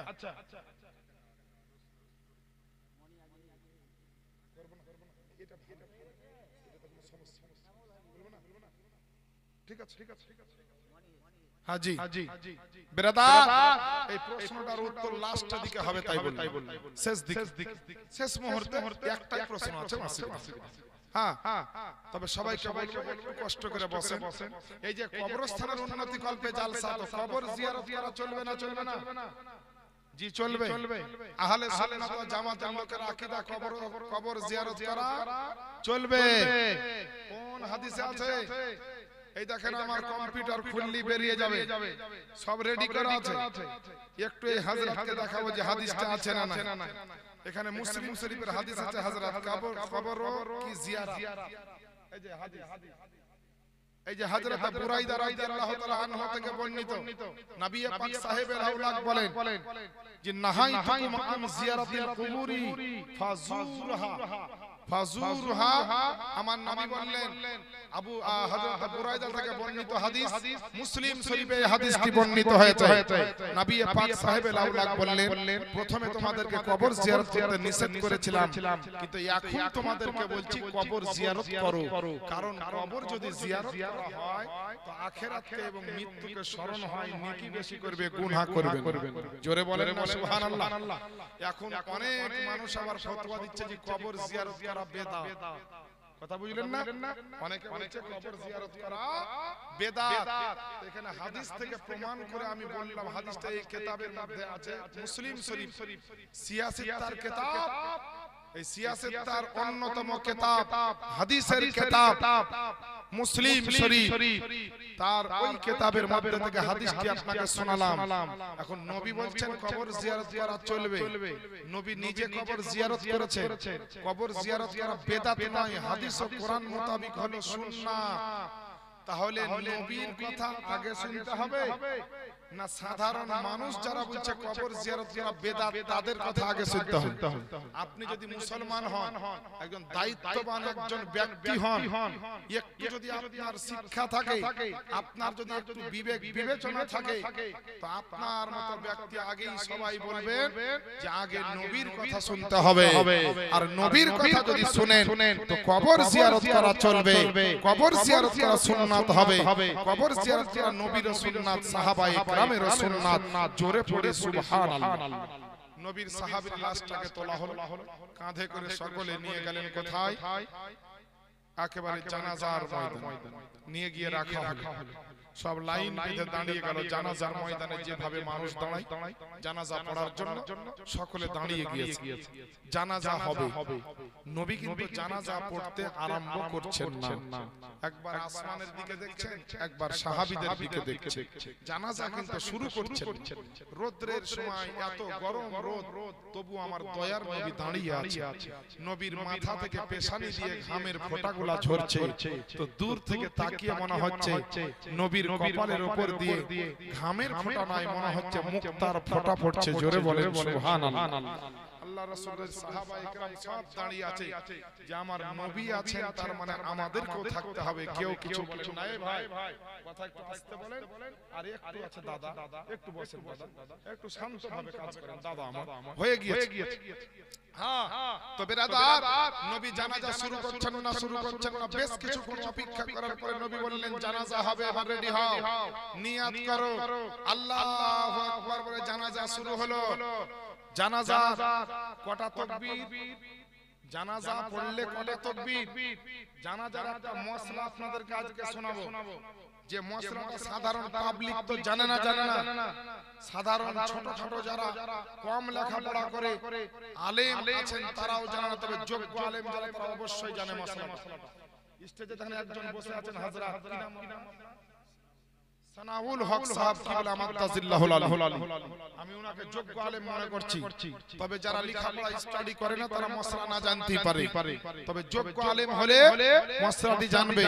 জানাজাতে 4টা তাকবীর, কিন্তু অনেক ক্ষেত্রে কি হয় লাস্টে কেউ দৌড়তে দৌড়তে গিয়ে জানাজায় দাঁড়ায়। জানাজার ময়দানে হয় না, দেখা গেল প্রথম 2টা তাকবীর হয়ে গেছে, তারপরে গিয়ে দৌড়তে দৌড়তে গিয়ে আল্লাহু আকবার। তো ইয়ার যে 2টা তাকবীর ছুটে গেল, সালাম ফিরাবার সময় একই সঙ্গে সালাম ফিরিয়ে দিল, তাহলে আর জানাজা শরীয়ত মোতাবেক হবে না? হবে না। শরীয়ত বলছে আর শরীয়ত মোতাবেক জানাজা হলো না। কেন? জানাজাতে হযরত দুটো জিনিস শর্ত, এক হচ্ছে কিয়াম আর দ্বিতীয় হচ্ছে তাকবীর। এই কিয়াম আর তাকবীর যদি দুটোর মধ্যে কোনোটা ছুটে যায় তো জানাজা কিন্তু হবে না। তো চারটা তাকবীর, দুটো পেয়েছে দুটো পায়নি, আর এগিয়ে ওয়ারে সঙ্গী সালামটা ফিরিয়ে দিল, এই ভাবছে জানাজা পেয়ে গেলাম আলহামদুলিল্লাহ। কিন্তু শরীয়তের মাসলা বলছে আর জানাজা হলো না। যার তাকবীর ছুটবে, যেমন মসজিদে যারা নামাজ পড়তে যান, যদি কারো এক রাকাত নামাজ ছুটে যায় কিংবা দুই রাকাত নামাজ ছুটে যায়, ধরেন জোহরের এক রাকাত নামাজ হয়ে গেছে, তারপরে গিয়ে আপনি জামাতে শরীক হলেন, তাহলে এক রাকাত ছুটলো, ইমাম যখন সালাম ফিরায় তখন আল্লাহু আকবার বলে উঠে দাঁড়িয়ে যে রাকাতটা ছুটেছে সে রাকাতটা নিজে নিজে পড়তে হয়, হয় কি হয় না? তারপরে সালাম ফিরাতে হয়। তো জানাজার ময়দানে যদি কারো এক তাকবীর ছুটে কিংবা দু তাকবীর ছুটে, তো সবারই সঙ্গে সালাম ফিরাবে না, সালাম ফিরাবে না, ইমামের সালাম ফিরা হয়ে যাবে, তারপরে নিজে নিজে একটা তাকবীর যেটা পড়তে আর বাকি আছে সেই দুয়াটা পড়বে, এক তাকবীর দিবে, আবার যে দুয়াটা পড়তে বাকি আছে সেটা পড়বে, আরেক তাকবীর দিবে। যদি দেখে যে দুয়া পড়ার সময় নাই, লোকজনের প্রচুর গ্যাঞ্জাম, দুয়া পড়তে দেরি লাগবে, সময় লাগবে, এই গ্যাঞ্জামে সম্ভব নয়, বা কেউ আমাকে ধাক্কা মেরে দিবে, ফেলে দিবে, এরকম যদি ব্যাপার হয় তো দুয়া পড়া বাদ দিয়ে কমসে কম যে তাকবীর ছুটেছে একটা বা দুটো, সে তাকবীরগুলো নিজে নিজে বলে নিবে, আল্লাহু আকবার, আল্লাহু আকবার বলে নিবে, যটা ছুটেছে তটা, তারপর ডানে বামে নিজে নিজে সালাম ফিরিয়ে নিবে, তবেই তার জানাজা হবে। আর যদি আপনার একটা ছুটেছে আর সবারই সঙ্গে আপনার সালাম ফিরিয়ে দিল, তো ওর জানাজা বাতিল হয়ে গেল। বেরাদার, তো নবী আমার জানাজা শুরু করলেন চার তাকবীরের সহিত। সাদ ইবনে মুআজ রাদিয়াল্লাহু তাআলা আনহু জানাজা নবী মুস্তাফা আদায় করলেন, সাহাবায়ে কেরামেরা নবীর পিছনে নামাজ আদায় করলেন, জানাজার নামাজ আদায় করার পরে নবীর কাছে গিয়ে হাজির হলেন, ইয়া রাসূলুল্লাহ, মক্কার বুকে মদিনার বুকে আপনার পিছনে কত জানাজার নামাজ পড়লাম, কিন্তু নবী গো কোন জানাজাতে আমরা দেখিনি যে আপনি এতক্ষণ লাশকে সামনে নিয়ে দাঁড়িয়ে আছেন, আজকে এতক্ষণ ধরে দাঁড়িয়ে থাকলেন, এর কারণটা যদি একটু বলতেন গো নবী, আমাদের দিলে বড় শান্তি হতো গো নবী। তো আল্লাহ পাকের নবী আপনার আমার নবী মুস্তাফা আওয়াজ দিয়ে বলছেন, বলে সাহাবা তোমরা মনে করছো যে তোমরা জানাজা পড়তে এসেছো, তোমরা আজকে জানাজা পড়তে এসেছো, এই সাহাবায়ে کرام কটা আমার সাদ ইবনে মুআজের জানাজা পড়তে এসেছে, আর মনে হয় কেউ আসেনি। আমি নবী মুস্তাফা বলে যখনই আপনার জানাজাটা শুরু করব মনে করেছিলাম রে বাবা, হঠাৎ করে আকাশের দিকে আমার চোখটা চলে গেল, আর আকাশের দিক থেকে দেখতে পেলাম একটা নয় দুটা নয়, ঝাঁকে ঝাঁকে আল্লাহ পাকের ফেরেশতারা জমিনে নামতেছে, সাদ ইবনে মুআজের জানাজায় শরীক হতে আছে। আমার সাহাবীর জানাজাতে আল্লাহর ফেরেশতারা এসে একে একে আপনার অংশগ্রহণ করতে আছে। আমি আল্লাহ পাকের নবীজি দাঁড়িয়ে গেলাম, একটু থেমে গেলাম যে আমার সাহাবীর জানাজাতে যত ফেরেশতা আসছে তারা চলে আসুক, তারপরে জানাজা পড়ব। যখন ফেরেশতা আসা সমাপ্ত হলো, তখন আমি নবী মুস্তাফা আমার সাহাবীর জানাজাটা আপনার পড়িয়ে দিলাম। একবার জোরে জোরে বলেন না সুবহানাল্লাহ। কই সব আছে ডাকেন না, যেটু মুসাফা করি, এত ভারী রাজি 4000 টাকা দিতে, চারটি কাটি বাবা। শফিকুল সাহেব কে এখানে আছেন? আপনার টাকা তো 4000 লাগবে, কিন্তু আপনার চেহারাটা দেখি। আমার শফিকুল সাহেব আছেন? মাশাআল্লাহ, আলহামদুলিল্লাহ, নারে তাকবীর, নারে সালাত, জনাব শফিকুল সাহেব বলে জিন্দাবাদ।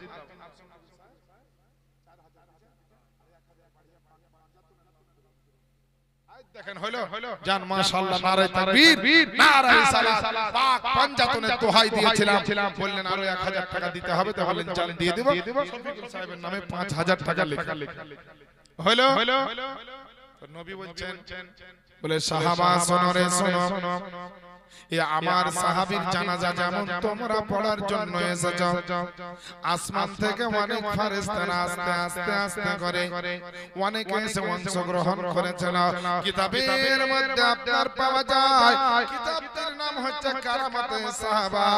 এই কিতাবের মধ্যে আপনার কিতাবের লেখক লিখতেছে যে আমার সাদ ইবনে মুআজ রাদিয়াল্লাহু তাআলা আনহুর জানাজাতে, আমার নবীর সাহাবীর জানাজাতে আল্লাহ পাকের নবী বলছেন একটা নয়, দুটো নয়, 100 নয়, 200 নয়, 1000, 2000 নয়, ৭৭,০০০ নূরের ফেরেশতা ওই আপনার নবীর সাহাবীর জানাজা মদিনাতে পড়েছিল। জোরে বলেন এ মুসলমান বাপজিরা, আমার আব্বা জানেরা, মা বোনেরা, আপনারা বলেন একবার সিনাতে হাত দিয়ে নিজের আপনার বিবেককে জিজ্ঞেস করে দেখেন রে বাবা, কত হাজি মূল্য, কত ডাক্তার মাস্টার আলেম মাওলানা মারা গেল, কিন্তু কোনোদিন শুনতে পাইনি তার জানাজাতে আপনার সুবহানাল্লাহ আল্লাহর ফেরেশতা এসেছে। যদিও আপনার এসে থাকে তো দুনিয়ার মানুষের কাছে খবর নাই, কিন্তু সাদ ইবনে মুআজের একজন এমন নবীর সাহাবী, তার জীবনের এত মূল্য, তার জীবনে আপনার এত বড় আপনার দামি জীবনটা ছিল, যার জানাজাতে আল্লাহ পাকের ৭৭,০০০ নূরের ফেরেশতা এসেছিল, নবীকে এত মহব্বত করেছিল, দ্বীন ইসলামের জন্য এমন খিদমত করেছিল, নিজের জান ও মালকে এমন করে কুরবান করেছিল। এ মুসলমান বাপজিরা ভাইরা, যদি জীবনটাকে কামিয়াবি করতে চান, যদি জিন্দেগিটাকে আপনার কামিয়াবি বানাতে চান, কবরটাকে যদি ভালো বানাতে চান, মওতটাকে যদি শান্তির মওত বানাতে চান, তো দুনিয়াতে 5 ওয়াক্তের নামাজি আপনি হয়ে যান, আল্লাহ আল্লাহ রাসূলের মহব্বত করতে লাগেন, হাদিস ও কোরআন মোতাবেক চলাফেরা করবেন, আর আপনার হালাল রুজি খাবেন, সত্য কথা বলবেন, মুসলমান সবাই এক হয়ে চলবেন, একত্রিত হয়ে ইউনিটি মেজরিটি পারসেন্ট বানাতে হবে। আমাদেরকে মসজিদ আবাদ করতে হবে, কবরস্থানে মানুষ মরলে আপনাকে আসতে হবে মাটি দিতে। এইভাবে আপনার মুসলমান ব্যবসা বাণিজ্য কাজকর্মের পাশে যে ধর্ম করা দরকার, যেমন ভাবে শরীয়ত মোতাবেক আমাদেরকে সে শরীয়ত মোতাবেক দ্বীন ইসলামের কাজ করতে হবে, শরীয়ত মোতাবেক কাজ করতে হবে। আর যদি না করেন তো কি হবে? এই যে কাঁধে ফেরেশতা আছে, নেকি আর গুনাহ খালি। অনেক মানুষ মনে করে যে রাতের অন্ধকারে গুনাহ করব, কেউ জানতে পারবে, কেউ মনে করে যে হয়তো জঙ্গলে গিয়ে, পাহাড়ে গিয়ে, মাঠে গিয়ে গুনাহ করব, কেউ জানতে পারবে।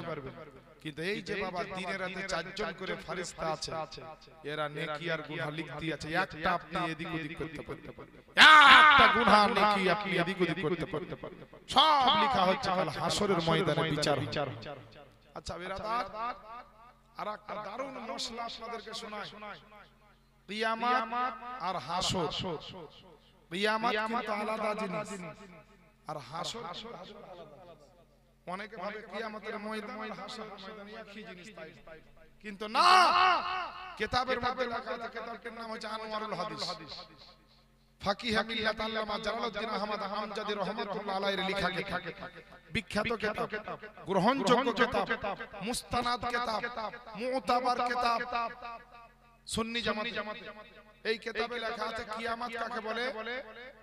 যখন ইসরাফিল আলাইহিস সালামকে আল্লাহ বলবেন বাঁশি বাজিয়ে দাও, সুর ফুঁকে দাও, সুর ফুঁকে দিবে, তোর গোটা পৃথিবী ধ্বংস হয়ে যাবে, সব শেষ হয়ে যাবে, কিছু থাকবে না। এই সব শেষ হয়ে গেল, এই শেষ হয়ে পড়ে রইল, এটাই পড়ে রইল, শেষ হয়ে গেল, ধ্বংস হলো, এটাই হচ্ছে কিয়ামত। আর কিয়ামতের পরে 40 বছর পরে হবে হাসরের ময়দান। কিয়ামত আর হাসরের মিডিলে 40 বছরের ব্যবধান থাকবে, তারপরে হাসর হবে। একটা নতুন মশলা শুনলেন, আর একটা মশলা শুনলেন, মানুষের কাঁধে যে ফেরেশতারা নেকি গুনাহ লেখে, তো মানুষ যখন মরে যায়, ওই 4 জন ফেরেশতা